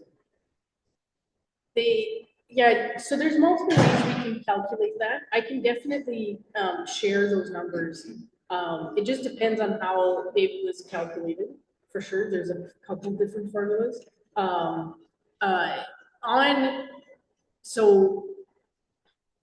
a good year, we can have a polyblend silage be even keel to a corn silage on an energy basis. But I don't want to give you numbers because I want to make sure we're talking apples to apples. But definitely, because most of our polyblends are between 60 and 75% cereal silage, we are getting very high energy values on a per ton basis. And that is coming from, so where the energy is coming from is different. It is on digestible fiber. So the carbohydrate is different. So it's not on the starch basis, but on the digestible fiber. So we can definitely compare notes on that, and so that you know, right? So that you know what you'd be getting into for sure. Yeah. The other question I have is, do you have enough confidence today on where the numbers are being derived for polycrop? Because if you look at corn salad, cereal salad, and Lakeland salad, those numbers are all historical and quite good. But in terms of the lab, in terms of comparison, is there enough historical data on polycrops to be very confident? Yeah, there definitely is, and you can't just use any lab for sure. And the other thing is that we don't use NIR, so everything is done wet chemistry because of that, because the database is not strong enough to be utilizing an NIR based system for sure. It is coming because there's a lot of samples being sent to specific labs for that reason. It is coming so that the tests will be quicker. There'll be a quicker turnaround, and we can get different numbers. But for the most part, most energy values that are it is a formula calculated based on the wet chemistry that comes, the wet chemistry numbers that are given. So the numbers we're getting fully understanding that I'm trusting the labs, but it's not every lab that is able to do everything because of that, because of exactly that. So which lab are you using? I use Cumberland Pepper. So in my opinion, I would say it takes an extra step to balance out your ration for me. Because you need to really look at what your cows are doing, because the testing isn't as spot on because of the different plants in that mixture.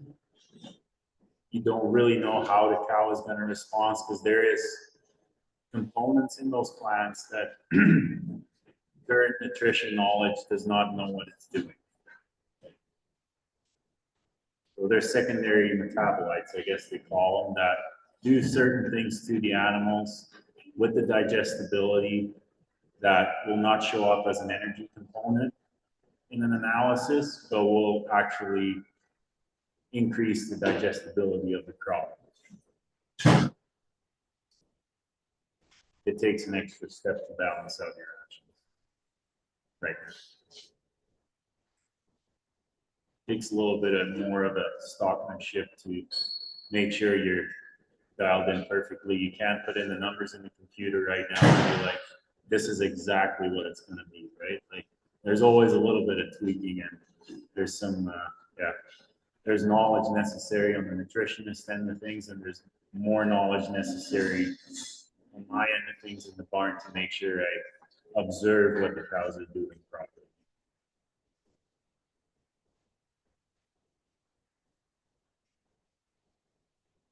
Anybody else have questions? Andrea, is there any other questions? Things that did not get answered? You know, you still didn't get an answer to that because you didn't get a number, but you and Lynn can have a conversation. We can definitely share that. The best way is to compare it to the numbers of your brook. I can share my numbers, but it's not an ideally, if I have ideal moisture situation, it changes. Like I said, the person that I've been working with up north in Saskatchewan has been doing it for 10 years. So he changed his biology in his soil so much, and his moisture holding capacity in his soil so much, that he can compare numbers to an irrigation crop, in my opinion, because he has that moisture availability even when it is dry. But I'm not there yet. It's coming, but it is slowly changing. I can see that. Yeah, the tonnage he's getting on a dry year is unreal.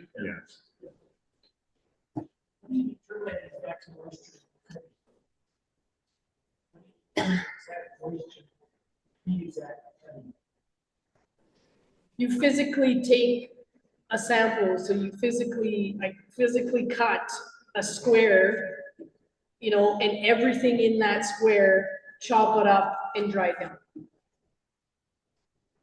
You can do it in a microwave, or I have a little heater that I dry it, and it's the actual physical cutting of the plants to dry it down. Yep.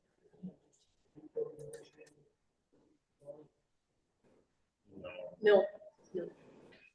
And that's the nice thing about corn. You have a field, and you take one plant, you take the dry matter, and you know what it is for the entire field, right? Like, and it's consistent. That's really nice about corn. And you go that day, and that's what it is. Whereas if you mow it down and it's a really hot, windy day, or it's a really cloudy, no wind day, it changes your dry down quite a bit. But I think consistency in dry matter is more important than actual. You don't want to take it at 60% dry matter, but you can get anywhere between 35 and 45 in a pretty good range. As long as it's consistent, it's very important to animals, right? It doesn't matter if it's beef or dairy. If it's inconsistent dry matter, they'll run out of feed pretty quick, or you got too much loss or refusals in the bunch.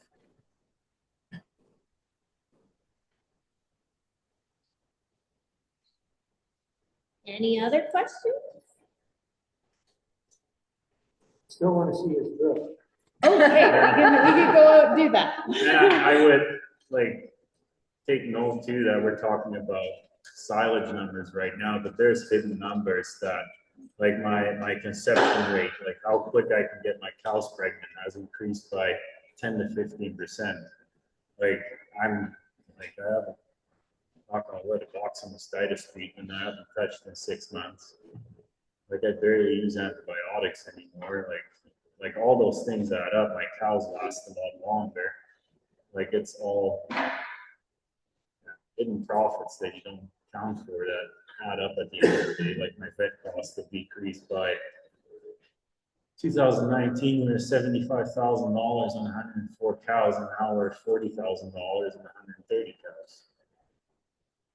So you gotta add those costs in too. Like it's not just the silage, it's your entire, again, it's your entire system that changes. Your conception rate when they're grazing versus on silage, do you find differences there, Peter? So I don't graze my dairy cows yet. I do graze my young stock, and I would have to say I have to make sure I keep enough mineral in front of my young stock, because we've noticed that if you lack there, it takes a longer. I bring them home to inseminate, so when I bring them home a month before insemination, I really have to make sure I stay on top of adding mineral into the pasture feeder, because otherwise I don't get good cycling in the animals when they're coming in for breeding. But this is a. And the longevity of your cows, I presume, is also something that, have you found differences?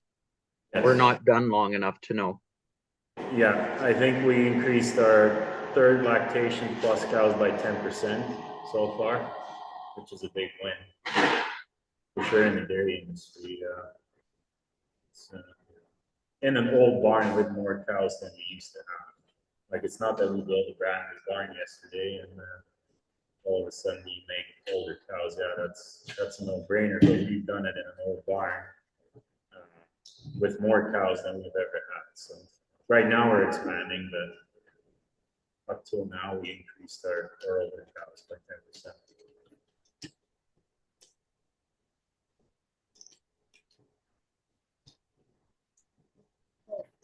Thank you, Dieter and Lynn and Andrea and Grant and everybody for it was a really great conversation, and thank you for sharing what you've been working on. And hopefully everyone's come away with at least something to think about or other questions. And so please keep in touch if there are other things that you keep having questions about. We can definitely set up some interconnections of conversations going forward. So yeah, be in contact with people that do it, because that's been a big help for me. I have a little community that we text a little bit on, and it's like I have this issue or whatever, or not sure about this. You always have somebody to ask. That's really nice.